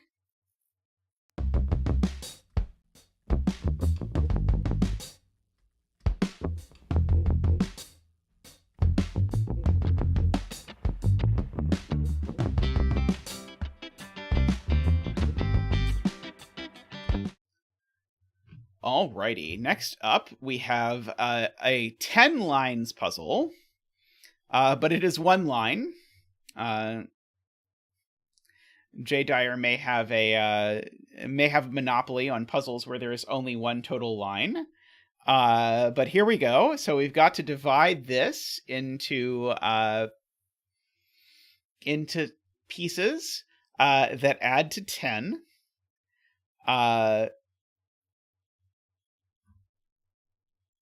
Let's see. So perhaps the point is to ask where 6s go, because I have to, in this box, have a 6 on a line somewhere. which seems dangerous. Let's see. I will not anytime soon forget Simon's reaction to seeing Jorgemundr for the first time. I can never remember what order the syllables in that word go. It starts with a J, and then there's a lot of them.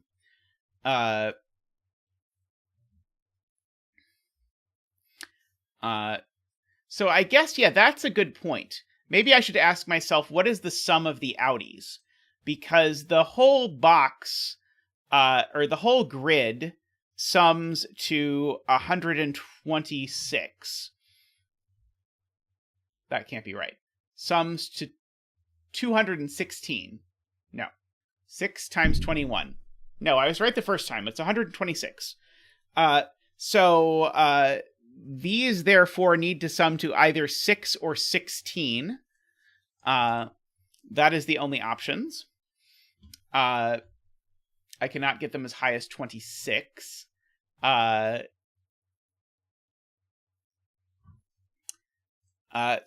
I want them to add to 6, that would require all of these be 1-2 pairs, and that doesn't work, I don't think. I think these being 1-2 pairs... I guess if these are 1-2 pairs, it would force these to be 4-6, and would force these to also be 4-6. So here is my line of thinking. Let me fill in the world where these are 1-2 pairs for you, just to show you that this is not the world we actually live in. So these would be from 3, 4, 5, 6. Okay. So these cells are too big if I add 3 of them. So these would have to add to 10. But the only way to do that is as 4-6. Oh, crap. Because these could still be 3-4-3. Darn it. These could be 3-4-3. Because these couldn't be 4-6. So they would have to be 3-4-3. And now I would, but now I fear that I would still be able to keep going, and make this a 6 and a 4, dagnammit. In my brain, I was convinced I needed 2 4-6s in a row, but sadly, I do not think I am convinced that I need 2 4-6s in a row. I kind of am pretty sure this is going to be a 5 and a 5, because that seems like the chaotic evil thing to do. So why can't they sum to 16? What's wrong with the outies summing to 16? I cannot quite see why that would be bad. Am I supposed to look at something like the sum of all of these together? That doesn't quite seem likely to be useful. So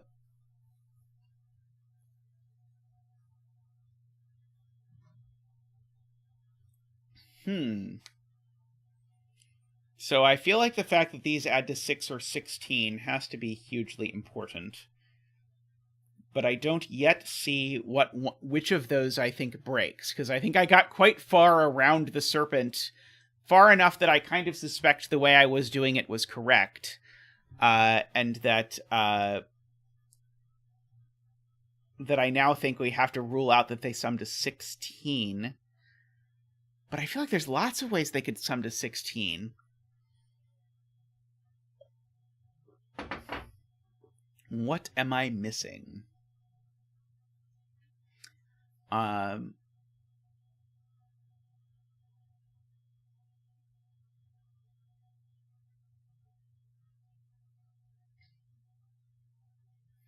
Okay, well, here's one thing I'm noticing. Because of the fact that... so I don't actually know that the yellow cells are 1-2. Because of the fact that 6x6s are always roped, these 3 cells are these 3 cells. I guess that doesn't quite tell me anything. I'm looking to see if that sort of like roping trick is going to tell me anything.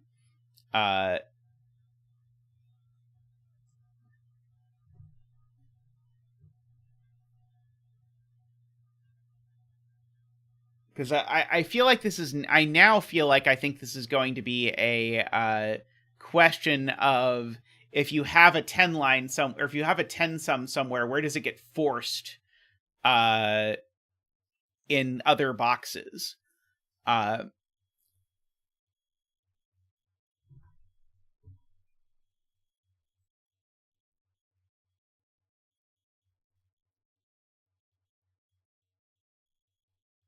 But I can't quite see what is happening that would be useful. I'm sure there is something something very clever. Hey Nordy, how are you? I hope you are having a good morning, evening, afternoon, wherever in the world you may be.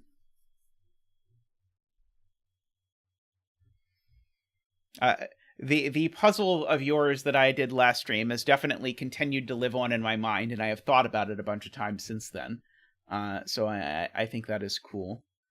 What on earth am I supposed to do?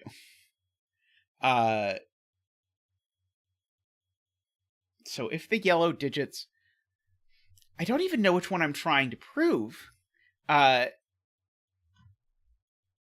Like I feel like from how far I got with trying to break it, that these being 1, 2 must be the right answer. I mean, imagining the world where these sum to 16. Oh, maybe the point is I'm supposed to think about 5s and 6s. Is the point that I'm supposed to think about where 5s and 6s are going in these boxes? For example, because how am I making... So in this box, I have to make both 5 and 6 work. Well, I mean, I could make it work by sort of poking out of this box. But I still don't see how to talk about this in a coherent way.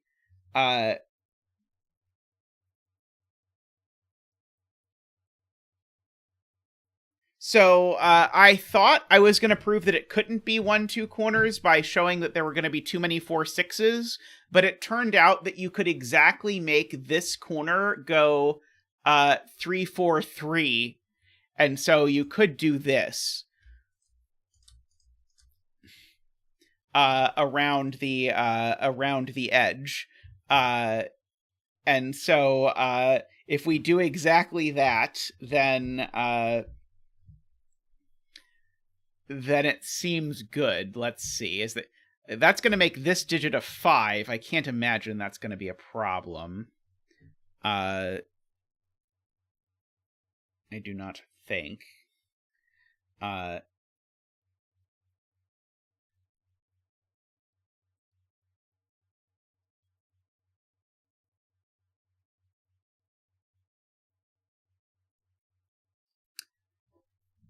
Let's see.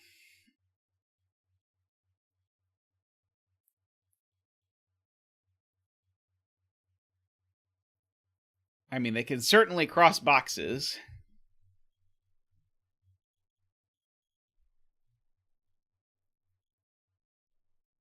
So yeah, I feel like this is all forced, but I don't see anything wrong with it.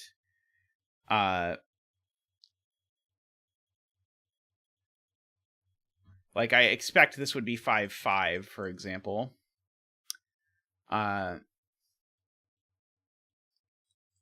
So, yeah. I feel like we have to be proving that this is the thing that actually happens.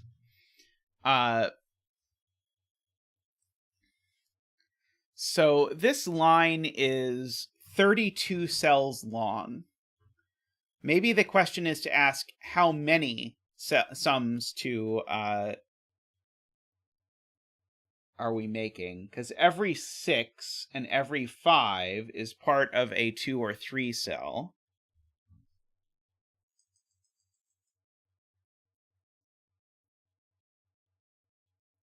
Let's see. Afraid Not says these can't be 5, 6 now, because they have to be 5 and 6.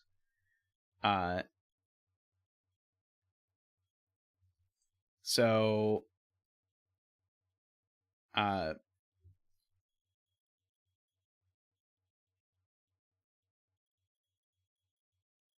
I think you're right. I think this does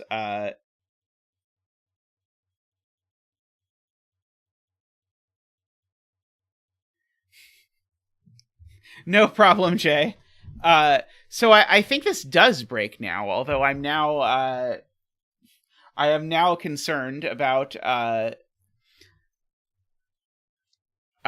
so I'm concerned I didn't prove this rigorously enough to use that these can't be a 5-6 pair.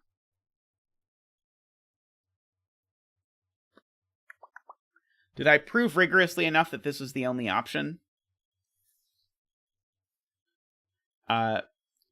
Because I agree that in this world, I don't think these can be a 5-6 pair.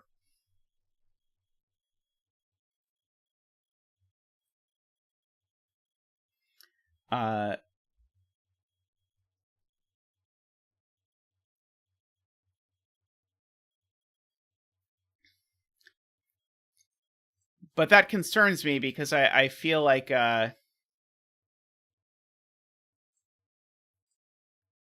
Isabella says they can be a 5-6 pair.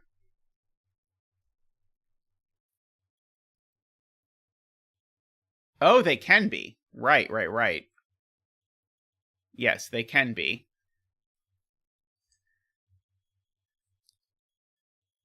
So I can do 5 and then do no, how is this going to be a 5-6 pair? Because keep in mind, my sum to 10 is already done. So in this world, oh, 6-4, right? I can do 6-4, right? Okay, so we can do 6-4 and then 5, and then yes, so that does work.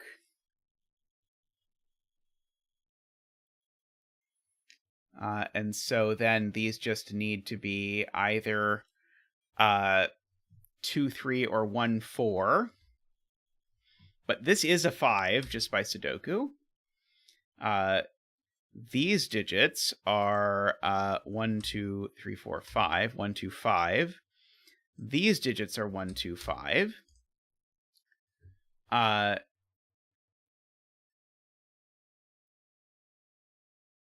So these two definitely sum to 5, and so these two. So there's no 6 in them in particular. So this is a 6, and then that's a 4. And so this is a 3 and a 2, and a 1 and a 2, and a 1 and a 2. Suddenly Sven's auto-scanning is off.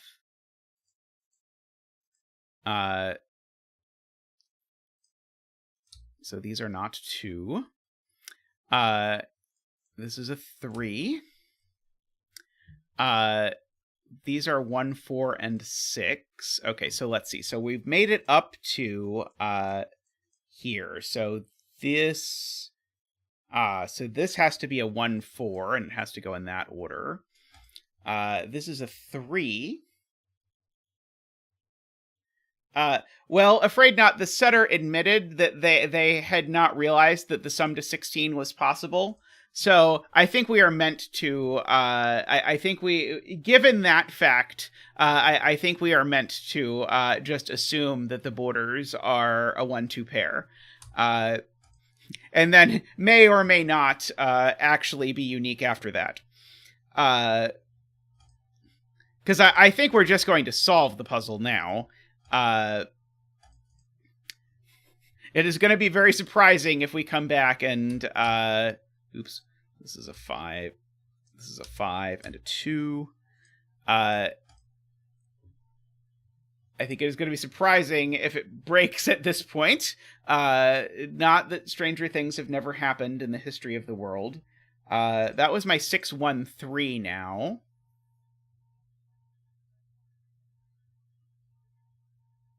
Am I wrong? I probably should actually write out all of my lines. So that.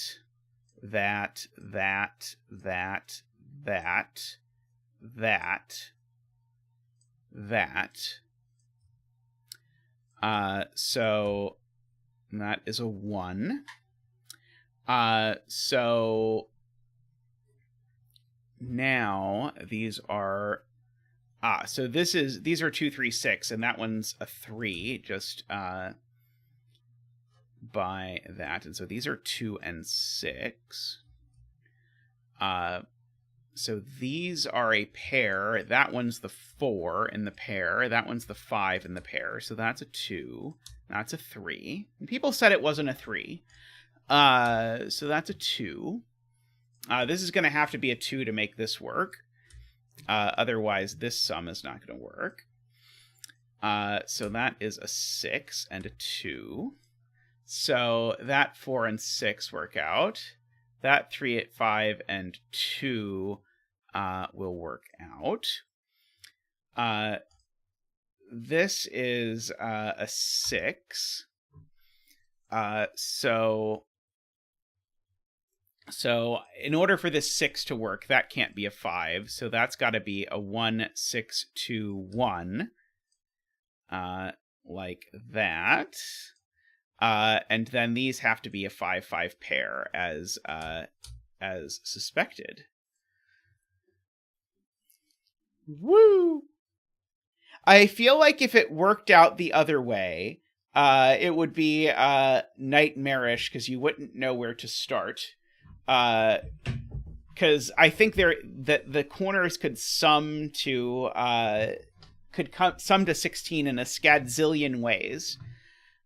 So now I'm curious if any of you people out there who program Sudoku solvers, if any of you would like to implement 10 lines and find out if there actually is another solution to this puzzle. I really, more than any other constraint, I kind of want to play with a solver with 10 lines because I want to see how often they just don't give you anything because of the flexibility. Like, I'm just, like, intellectually curious whether you can get away with that sorts of thing. Well, Jay will let us know. I look forward to finding out. Alrighty. In particular, something I've often wondered in, like, 10-line/20-line puzzles is if you just sort of, like, connected the lines in a random way so that it formed one giant line. I've always really wanted to know if that meant that the puzzle would still be unique because of the constraint, or if it just would give out a bunch of different answers. So I look forward to some explorations into that. Alrighty, well, thank you everyone for hanging out. Much appreciated. Please like the stream on your way out if you have not done so. And please consider subscribing if you've not yet done so. If you're interested in becoming a financial supporter of the stream, you could do that for as little as $5 a month by clicking the join button down below. You get all the cool stuff like the green names, the windmills, if you the emotes, Zach's undying love, as well as Tristan and I's. We much appreciate it. So please do consider supporting. We do greatly appreciate it. I'm super glad to have all of you here. It's awesome to do this every week. I'll be streaming again on Wednesday. So if you enjoyed today, I will see you again very soon. Thank you very much to everyone.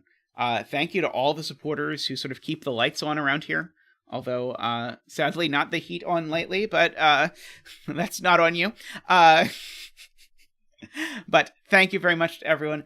Thank you to our turbines, David Ratner, Michael O'Connor, Nordy, Franco, and Woofer. Thank you very much. But that's all for now, so I'll see you all next time. Thanks for watching.